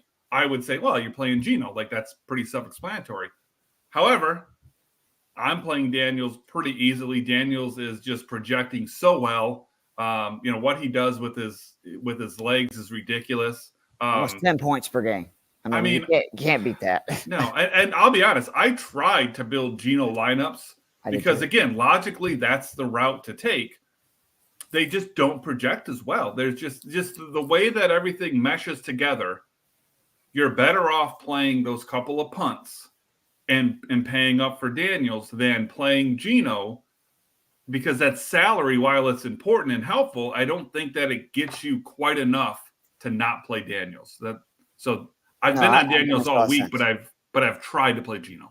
Yeah, I mean, there's obviously a million reasons. Again, Carolina's defense sucks, and Washington plays at one of the quickest paces. But the one thing that really I like about Daniels on top of that is just Carolina, another team that gets very little pressure, very little sacks. If you look at Daniels' 2 biggest games this year, Arizona, Cincy, 2 teams that are the closest to him, kind of in sack totals. They have 8 and 11 on the season. Carolina has 6. So I mean, when he has time, he's even better. So I love that. Anything you want to say on Geno, or you move to running back receiver, where I know there's a lot more kind of guys we can talk about? Any MMA plays you want to throw out real quick, actually, at QB, I guess? I mean, in a nutshell, I guess I would argue that I'd almost rather play Geno in MME than in cash. I don't mind the other side of that either. Like, I actually think Cousins is a decent MME because you could, put Mooney and London in the lineup. You could put Mooney and Pitts. Like, there's a lot of different options to go with it. Yeah, I mean, typically I try to stick to 3 or 4 quarterbacks in MME. This week it got down to 7 guys that I felt like that I kept in my pool that I felt were playable. The 3 that I thought were playable, but I really didn't get to any or much of, were Goff, just because it's nice leverage. Hurts, because again, he's so low owned. His pieces, specifically AJ Brown, is so low owned that it goes back to something that I try to explain to people all the time, and I just don't think people can wrap their head around it. Is leverage doesn't have to be some goofy, off the wall, horse shit, throwing stuff at the wall to see what sticks. Leverage just has to be a low owned play. And I will preach over and over again. I don't know if you saw the Discord last night, but this was the conversation that I was having was, I think the biggest factor in being successful in DFS is playing good plays, not getting crazy. And people fall into the trap of thinking, oh, well, I need leverage, so I'm going to play Mason Rudolph stacks this week. And that's really not how it typically works out. So playing a guy like Jalen Hurts, stacking him with A.J. Brown, bringing it back with Malik Neighbors, there's a lot of leverage there on the Philadelphia side, and you're playing elite players. That's how you gain leverage appropriately, not getting off the wall and just hoping to hit a once-in-a-decade miracle. But the guys that I'm playing mostly, Daniels, Geno, Cousins, Darno. So those are the MME quarterbacks I'm playing. Yeah, I don't understand why A.J. Brown is not being used right now. There's a lot of metrics that show he's the best receiver in football. His price is not going up that much. This is only his third game this year, and basically he's just guaranteeing you a 30 burger. So I really like that. And Hurts at least has scored 15 points every game this year, which not too many QBs can say that. The running backs for me, it was hard because at first I was trying to decide, do I want Jefferson or Kyron Williams in a majority of my lineups? I think those are probably the two safest, other than Daniels plays on this slate. But I don't have Kyron in a ton of lineups because it was really hard to play him with Daniels and then get one of, either another really expensive receiver, et cetera. So Tony Pollard has probably became my favorite RB on the slate. He's in the most of my lineups. I can't see without Tajay Spears him not being ridiculously involved. Buffalo's one weakness is the run. And then what I like the most about it is with Tajay Spears, he was seeing a 15% target rate in the passing offense. And now Tajay Spears is not there for his 8 or 9% that he was taking up. I just think he's a very safe play, even if the game gets out of hand, which I don't think it will. I actually like Tennessee as the defense this week because they're the cheapest, and I think it's a lot better than people think. But either way that game goes, I think that Pollard's going to get a lot of volume and have a chance to, have a big game. Is he kind of on your list of, at least for cash, most play guys?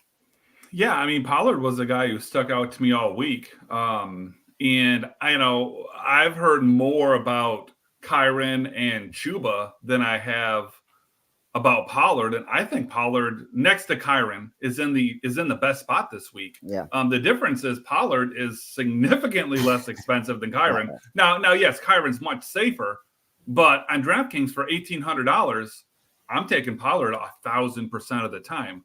And this is an example of, where the value, the lack of value this week coming into play, because in normal weeks, and I put this in my article, basically, in normal weeks, Kyron's a guy that you just fit in and you figure out how you want to do the rest of your lineup. And this week, I don't know how you can do that because I'm pretty, amped to play Daniels. Yep. I really like, I've only got 4 running backs in the pool. And so it's Chuba, Pollard, Kyron, and K9. And the K9, illness, whatever that is, was a little bit of a scare today. But I couldn't, just like I tried to make Geno work, I tried to make Kyron work, and it just didn't. And, he's my second favorite cash running back play, but he ends up being the odd man out for me. So, because I like all of those guys, the two that I kept going back to also, though, for cash, I'm wondering, was Kareem Hunt. I know San Francisco's been pretty good, but for me, it's his snap share went up from 40% the first week. He scored 10 points to almost 65 the second, scored 18. And then the big thing for me, he saw 4 red zone touches last week, 2 in the goal line. He's now seen 6 in basically 6 quarters. And we look, Kansas City, not going to have a lot of explosive plays. It doesn't look like without Rashee Rice and Pacheco. And if that's going to be their style, I think he's a decent option. I think he's going to get involved more in the pass catching game as well. And then the other guy is just a little cheaper, Chase Brown, who we've seen continue to sneak up. And my hope in that is just, I think there's a chance Cincinnati gets up big. There's a lot of rushing, in the second half. And then that, could end up being very good for Chase Brown, who's seeing more snaps finally, and has obviously been the much more effective of the two running backs. I just think that their floors are very scary compared to those other four guys. And you're not really saving much, if anything, by playing either one of those two guys. So to transition into MME with the running backs, I think those are two tremendous MME plays. You could argue that, you say Kareem Hunt. Kareem Hunt could have a ceiling similar to these guys, but at a much cheaper price. But more importantly, at a much lower ownership. Like I'm looking right now at Kareem Hunt, about 8% for ownership. That's pretty good. And between the four guys that I mentioned, the lowest is Kyron at 20. So a third of the ownership. Now, yes, the ceiling is lower. Don't get me wrong. Yeah. But I mean, who's Hunt, battling for touches in that backfield? Nobody really. And so, that's what we're looking for more than anything. And so to the point of Chase Brown, I really like Chase Brown, but there's at least some competition there with Moss. I mean, would anybody be shocked if Cincinnati gets, 2 possessions, goal to go, and it's Zach Moss in there carrying the ball? I wouldn't be shocked there, but these other guys we've mentioned, they're going to be your goal line guys almost for a certain. You'll like this to pivot off of all of that. Yeah. A guy that I think is really interesting in MME this week, and I've actually got more than I'm comfortable with him. I don't even know how much it is. Let me see if I can look real quick. Yeah, it's not much. I mean, we're talking like under 10%, but Tyler Algier.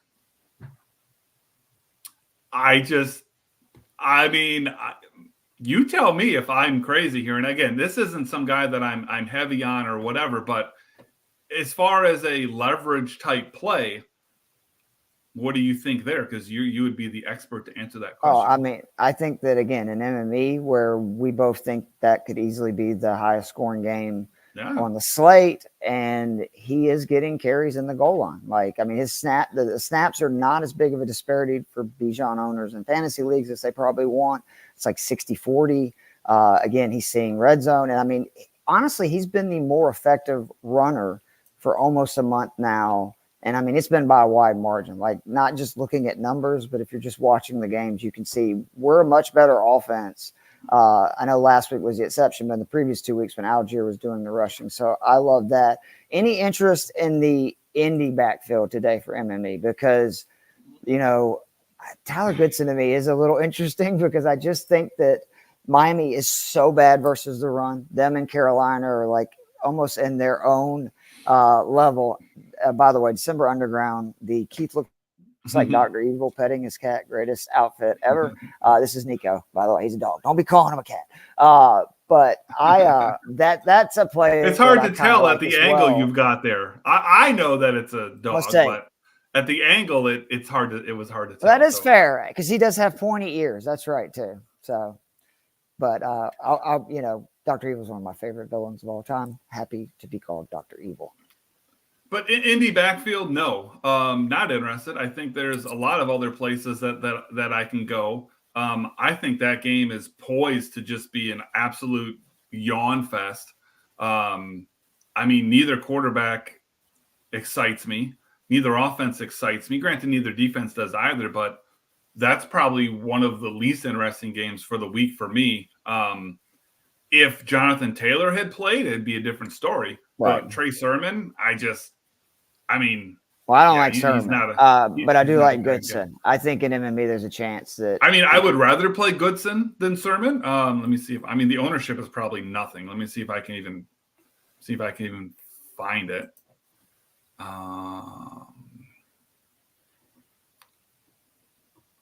Carolina and Miami are by far the 2 worst rush defenses. Sermon. It's really bad. I mean, Sermon looks under 5%. Goodson looks probably under 1%. But I just, again, I want games that are be more predictable and more high scoring. I like to play good plays. And I feel like I can gain leverage elsewhere by playing better plays. So, to me, I almost always say in MME, large field MME, just about everything's viable. So, if you threw Goodson in a lineup and that makes it unique, I don't hate it. I'm not going there personally. All right. Any other backs you want to talk about? Let me see who I've got. I've got all these different tabs and everything here. Joe Mixon, I think, is really interesting now that he's back. He obviously had a big game last week, so I'm interested there. Other than that, it would just be guys that I'm underweight on, really. I think running backs for me are pretty well spelled out. I'm not getting too crazy, other than maybe like some Algier, like I said. I'm looking at just the guys I have the highest ownership of. In order for MME, we're looking at Chuba, Williams, Pollard, K9, and then a pretty large drop-off. And then there's some Hunt, some Brown, some Bijan, some Mixon, some Algier, and some Brian Robinson. But it's a pretty steep drop from that top tier of very chalky players. All right. Wide receivers. Again, Jefferson, just lines run man at one of the highest rates in the league. Mm-hmm. Darnold's numbers better versus man. Jefferson's target rate's outrageous. I think he's averaging like 5 points per target right now. Don't get me wrong. Might as well be 100. But. Yeah, right. He's going to get, and to your point, what I really like about him is, I know there's Addison and, Naylor and whoever you want, but really it's like if they're throwing, which they're going to have to, I think, to move the ball, it's going to be going to Jefferson. The guy I wanted to get your opinion on is St. Brown, because I go back and forth. I know you kind of got into it earlier. You sound like me that it's just more about the price. You'd rather spend down and get Williams, and then maybe you could put Neighbors or, Jefferson or whatever in that lineup. But is there any desire to play St. Brown, or is it more just the number type deal? In cash, absolutely not. If I'm willing to spend up on St. Brown on DK for $200 more, I can just play Justin Jefferson. So in cash, absolutely have zero interest in St. Brown. And if I did, again, I would rather just pay up for Jefferson. In MME, again, anything works. It just depends on how you want to try to get unique. And this is one thing that I think people tend to misunderstand too with DFS is if I look at the wide receivers this week, and if I'm looking at leverage, I'm pretty much looking at ownership from top down, and I eventually come to a number that I say, okay, anyone under this percentage I would consider to be decent leverage. And for me this week, that number is either 10 or 8%, whichever you want to do. Let's just use 8% for Do you always use percentage, or is it sometimes like, say, I know AJ Brown was like at one point wide receiver 20 or whatever for the week. Is it also depend how many more wide receivers are more expensive, or is it more always about just whatever a percentage number is? So I guess I focus on ownership projection, but the way that I do it is I find that cutoff. I find the cutoff that I say anyone under this percentage would be considered to me to be a low owned play. Then I take and I flop it now that I have that number. So we'll use 8%.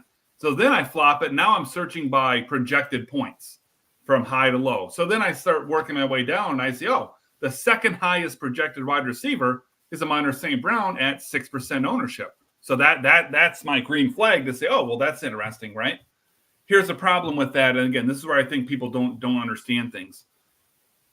If you're playing Amon-Ra St. Brown, pretty much everyone who's playing Amon-Ra St. Brown is playing him in this game stack where he's being paired with Jefferson and he's probably being played with Darno. So under those circumstances, I would say probably 75% of the plays of Amon-Ra are going to be in that format. They're going to be with Jefferson, with Darno. So by playing him, you're not necessarily getting leverage. You might be getting leverage to some extent to the field. But if you're right, and that's the pair that you need to have, then once you get to the top 1% of lineups, you're not unique anymore, because everyone, if that game goes off, everyone's got that combination. So that's not really getting unique as far as trying to win a tournament. So it's not necessarily just what the ownership of a particular player is. It's the product ownership of who's being played together. So that's where something like something like that isn't as low owned as it seems. But when I go through and I look at this again, the names that stand out to me in this regard are Jamar Chase and AJ Brown, both under 3% ownership.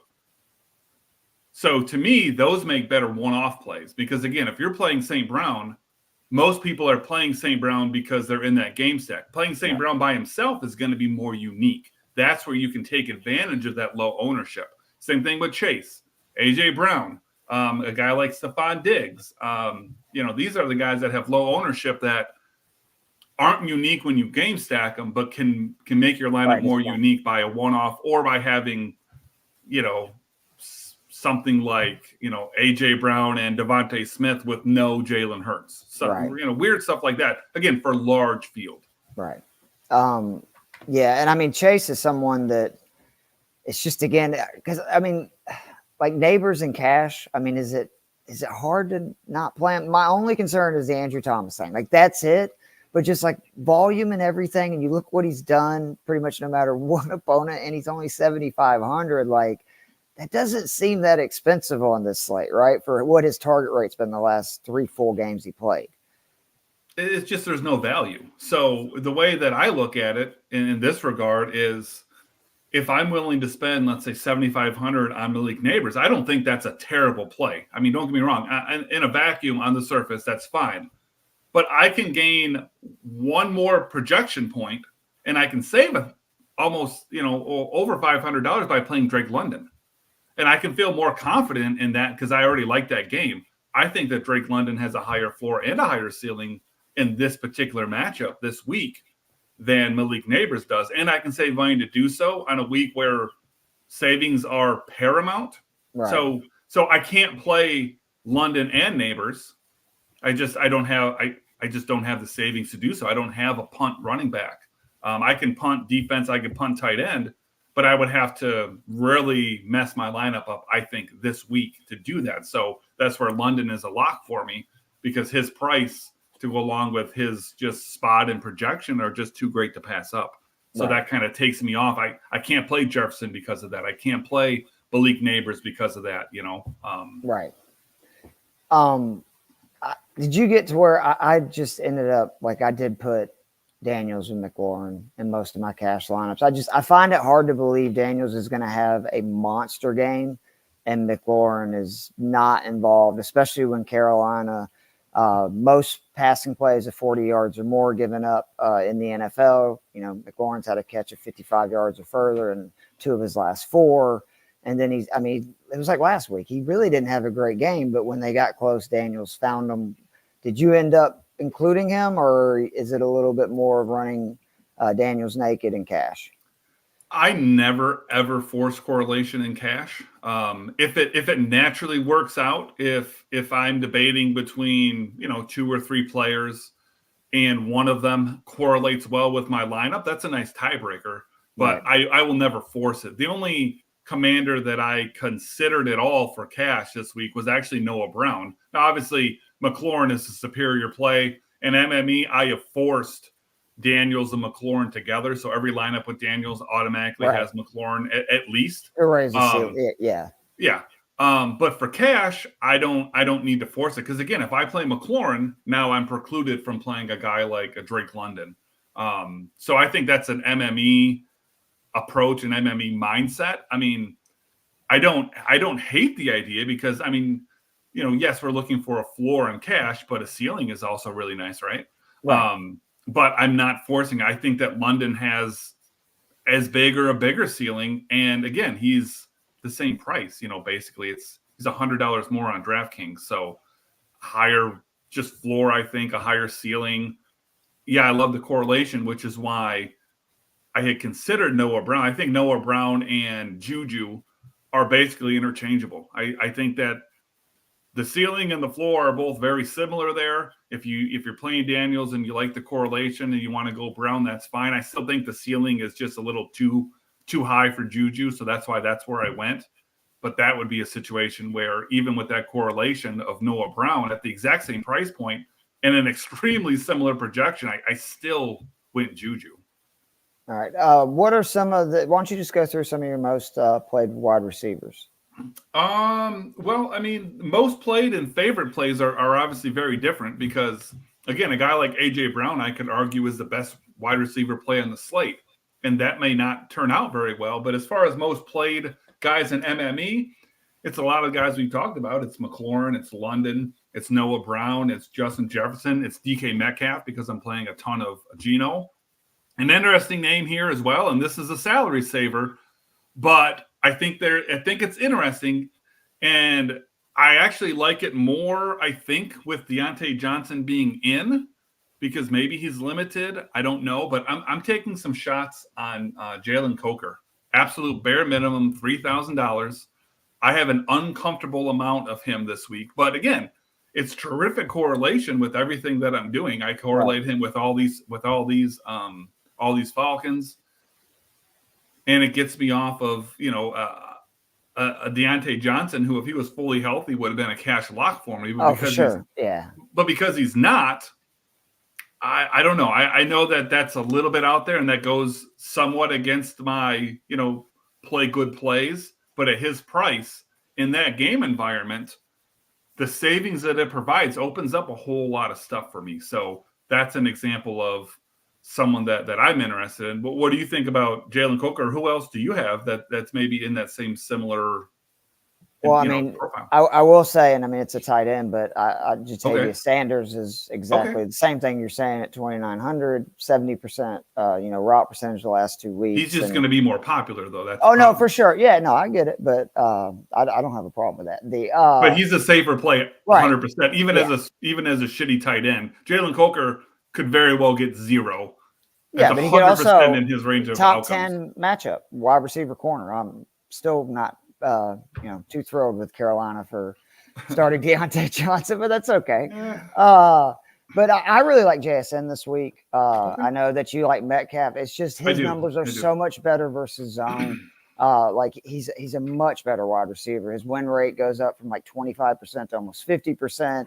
His fantasy points per target go from like 0.8 to almost 1.9. And Atlanta, I mean, I hate to say this because, again, I always jinx Falcons, but it's crazy. Their completion percentage they give up is really high. Like, that's what they do. They're one of the highest, but their yards per attempt, one of the lowest. The amount of big plays, one of the lowest. Passing yards, top 10. They really make you kind of dink and dunk the ball down the field. And that's why, like, both JSN and Lockett to me are interesting plays this week because I do think they're going to be able to move the ball. Geno's great versus zone. Geno's great when he has time. And both of those guys, again, are, cheaper than Metcalf and kind of more likely to, end up with just a ton of catches. Smith-Schuster is almost like just probably in cash. I did it almost everywhere. I don't love it, but it's just where else are you going to get that kind of volume at that price? Potential volume. Potential. I'm sorry. Let's be careful. You're right. He's not a give me. He could get 2 targets today easily. I still think he's going to get I think at worst it would be 4 or 5, but I understand what you're saying. I mean, listen, he's in my lineup, so I hear you. I get it. I know. I totally get it. Volume is you're not like, there. You're a jinx. You're a Falcons fan. Shut the hell up. I get it. And then the guy that I'm really especially for MME, kind of gotten a lot of lineups here lately is Jordan Whittington, who, if you look, Cup is out, or it looks like at least the latest report is he is not going to play. Yeah, that's what it looks like. Terrible defense. He's been utilized a lot more, and he actually in the last game was running a lot of the Puka's, type routes that, could just potentially against that defense end up, going off. And the rest of their receivers have just been, so bad that I just think that that's the most likely outcome. But the receivers for me, again, it's been a pretty small field overall, just because I really want to either get like a Jefferson, a Chase, a Brown, like one of those really expensive guys into my lineup, and then it kind of really stunts who you can get. Again, Jameson Williams is another name that we talked about. JSN, because you're going to have to play kind of one in that 6K range, and then it's a lot of Smith-Schuster because I wanted a, low 4K guy.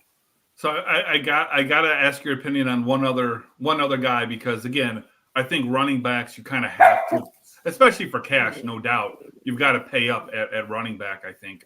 And in MME, obviously, you can do a lot of things. But a guy that's in my cash lineup that I wanted to be able to get away from, but I just couldn't, is Trey Tucker.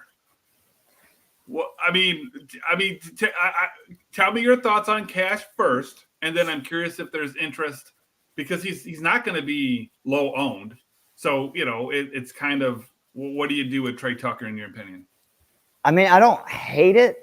My only concern with the Raiders is like the combination of Bowers and Madison eating so many targets, kind of like what's happened the last 2 weeks. Because Madison's target rate has been, and I wanted to get to Alexander Madison because I think if the script goes the way you think, where Williams and the Rams are just rolling, they're going to be throwing, and Madison, I mean, he seemed like 21 targets, playing around a 60% snap share. I don't think Zamir White's going to have very much to do with that backfield.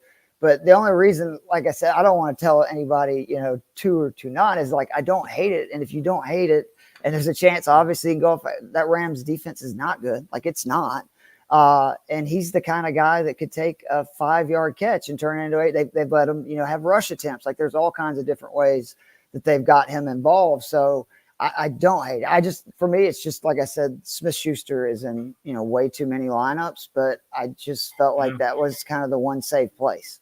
And Madison's a guy who, for a lot of different metrics and peripherals, really stood out to me this week. And his ownership is going to be absolutely, it's going to be nothing. So, he's an example of a guy where, if you want to play something chalky, right? If you want to go ahead and you want to play Daniels with McLaurin and Chuba and, stick in there Jefferson and, bring it back with JMO and be super chalky, right? Now, that's when you can throw in a Goodson or throw in a Madison or play both of them. And now you've got a unique version of that chalky lineup. And I would argue, maybe not Goodson so much, but I would argue that now you're not necessarily playing anybody too terrible. I do want to point out with Whittington, though, the thing that makes him very unattractive to me in MME is he's the 3rd highest projected owned receiver, which I get. Oh my God, he got up to there. I didn't know that. Wow. With no Cup, he plays that Cooper Cup role. I get it. I just think that the Rams are probably going to want to run Kyren as much as they can. He gets 20, 25 touches, and I just don't know if the volume is there, without him hitting some big plays. So I'm never a huge fan of playing a guy who's chalk that I don't feel like has a big upside in MME. In Cash, I don't care. In Cash, Whittington is fine. But Juju is the 2nd highest projected owned receiver.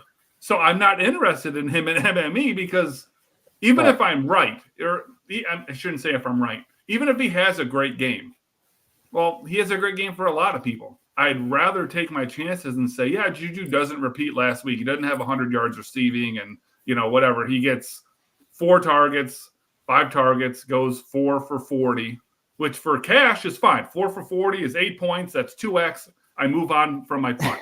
But in MME, you're in trouble, So I don't like the high-owned, low-ceiling guys, even though obviously they're being played to save money. But find other places to do that. No, I love that. Any other receivers you want to talk? We can talk some tight ends. Yeah, I'm good. What a crappy week for the pricing to be the way it is, because, man, I would love to have George Kittle or Brock Bowers in a ton of my lineups with the matchups that they have and the volume that they've been getting. But I couldn't find any way to – and I wanted to talk to you actually about this because we hadn't really had time to have a real discussion. I have kind of just now, because tight end has been such a crap show this year, I'm trying to find basically the cheapest tight end I can that I really like and just playing them and hoping to going back to what you kind of first started talking about in cash games, that if I feel pretty good, they're going to hit 3 times their salary. I'm just going to go. I'm going for it. And then if they end up going off, great. But even if they miss it because they're so cheap, it's not going to really kill your projection, at least, right?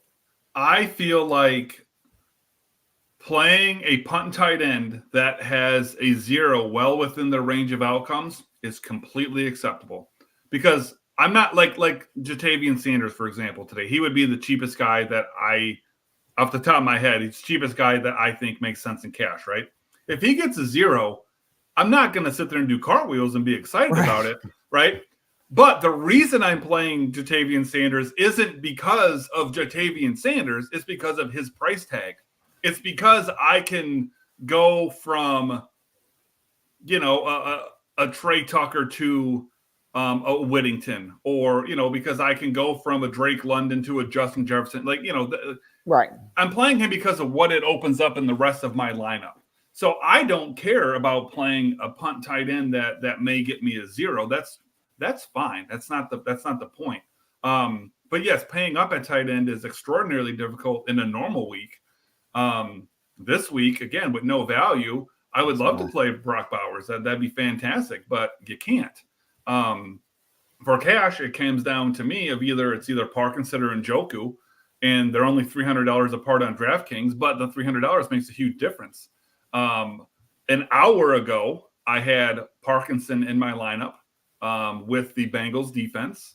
And then here, the last thing I did before I got all set up was I actually swapped it to Njoku in the Rams defense, just because I don't know what's going to happen for the Browns. But I do remember last year I was riding Njoku when many people weren't, and he was absolutely killing it in cash until everyone followed along, because the dude is an elite pass catcher. And Parkinson has been seeing volume. Yeah, don't get me wrong. But going back to the Whittington point, I think that Kyren is going to be the absolute focal point for them today.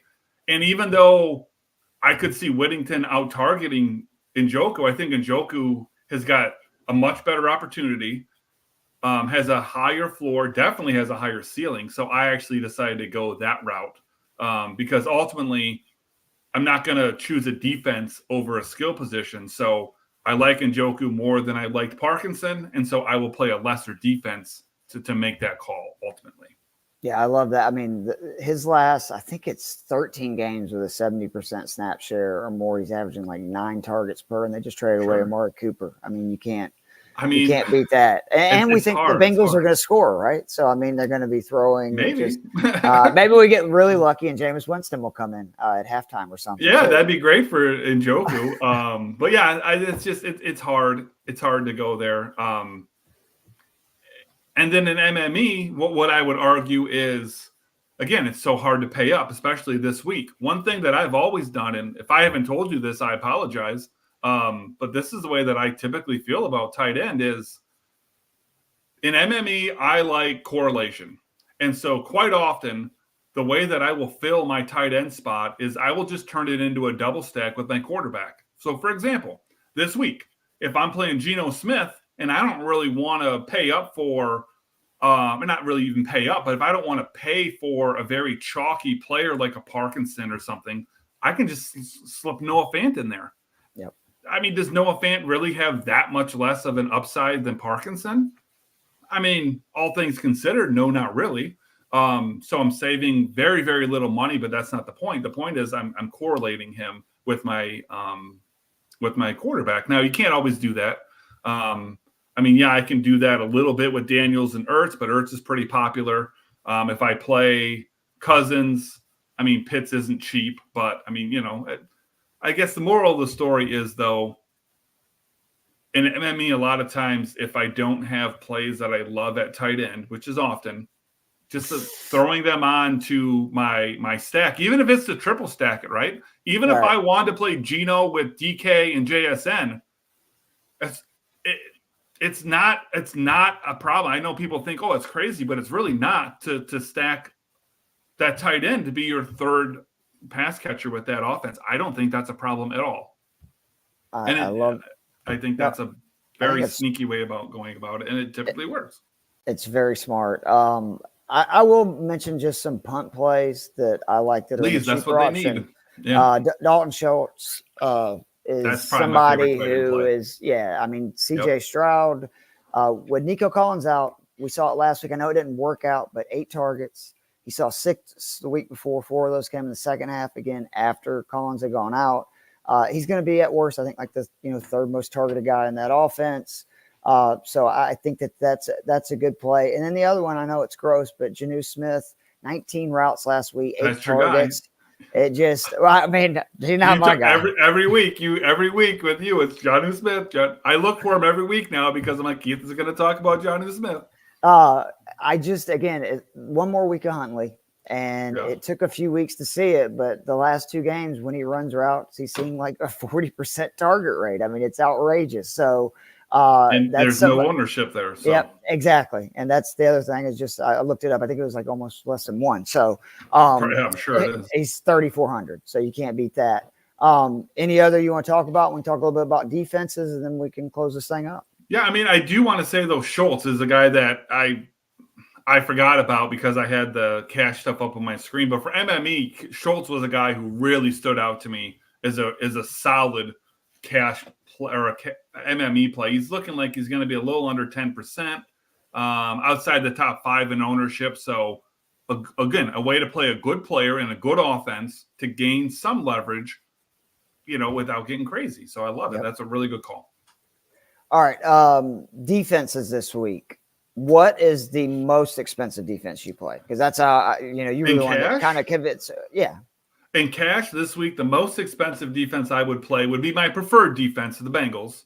Okay. But again, as I pointed out, I originally was on Parkinson and the Bengals, and I moved to Njoku in the Rams because I prefer Njoku. So for me, it's always what's the cheapest defense that I can get away with. The 3 that I considered this week, I mean, the Bills would have been great, but they're too expensive. Right. The 3 I considered were the Bengals, the Rams, and the Browns. I would be fine with going in any of those routes. I don't mind dropping all the way down to the Browns if I had to. They were very much in play as I was building lineups. I would always try to start with the Bengals, knowing that if I needed to drop down, I very easily could. But I wanted to try to make it work. But those are the 3 defenses that I'm interested in cash. Which means on the flip side, those are the defenses that I'm least interested in MME, because it has been proven over and over and over and over and over again that salary does not correlate to production when it comes to defenses. So you are much better off absolutely punting again in a terrible matchup than paying all the way up in the most perfect matchup ever.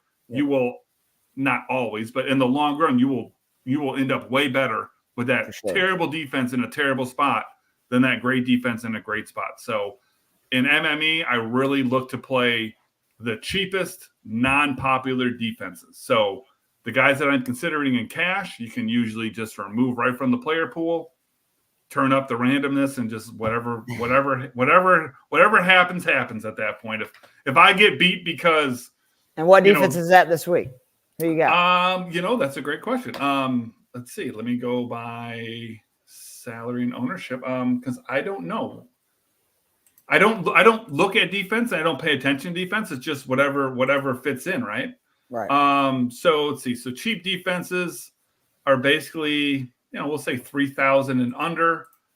And so when I look at ownership, we got stuff like the Chiefs, the Vikings. Again, interesting there because that's a high scoring game, but a game that I don't know is going to be high scoring. Well, not only that, I mean, they've had 3 sacks or more, I think, in every game, multiple turnovers. I mean, that's a legit defense you're getting at an extreme value just because of a combination of the matchup and the fact that, I don't know if people still buy. I do. Like Brian Flores, a week off the buy. Sure. Like, I think that's a good defense. Yeah, really good defense. So that they're interesting for MME purposes. Again, none of these are going to be awesome. Right. You're not going to get excited to plenty of them, but these are the defenses that make sense. So, like the Raiders, the Texans. What about the Giants? Like, how owned are they? The problem is they're popular, so they're really cheap, but they are the 5th most popular. So so that's viable. I know, but I was just curious because that's one that everybody kind of seems it's great, but there's a lot of issues in Philly right now. That's actually a pretty good Giants deal. They get pressure, etc.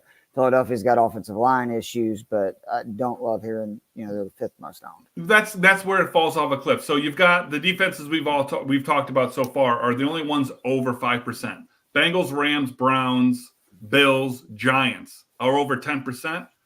Well, they're over like 12, and then it falls off a cliff down to 5. So pretty much anything but those 5, I would say you're totally fine. I don't necessarily, again, I'm not entirely 1,000,000% opposed to playing one of those more expensive, popular defenses. It just has to be in a lineup that isn't chalky. If you're doing something goofy, if you're playing like a Jared Goff stack, for example, and you're playing Madison along with it, you're unique Right, enough. Yeah. You're unique enough that if you want to play the Bengals, if you want to go ahead and say, hey, I'm going to pair Kyron with the Rams, that's fine.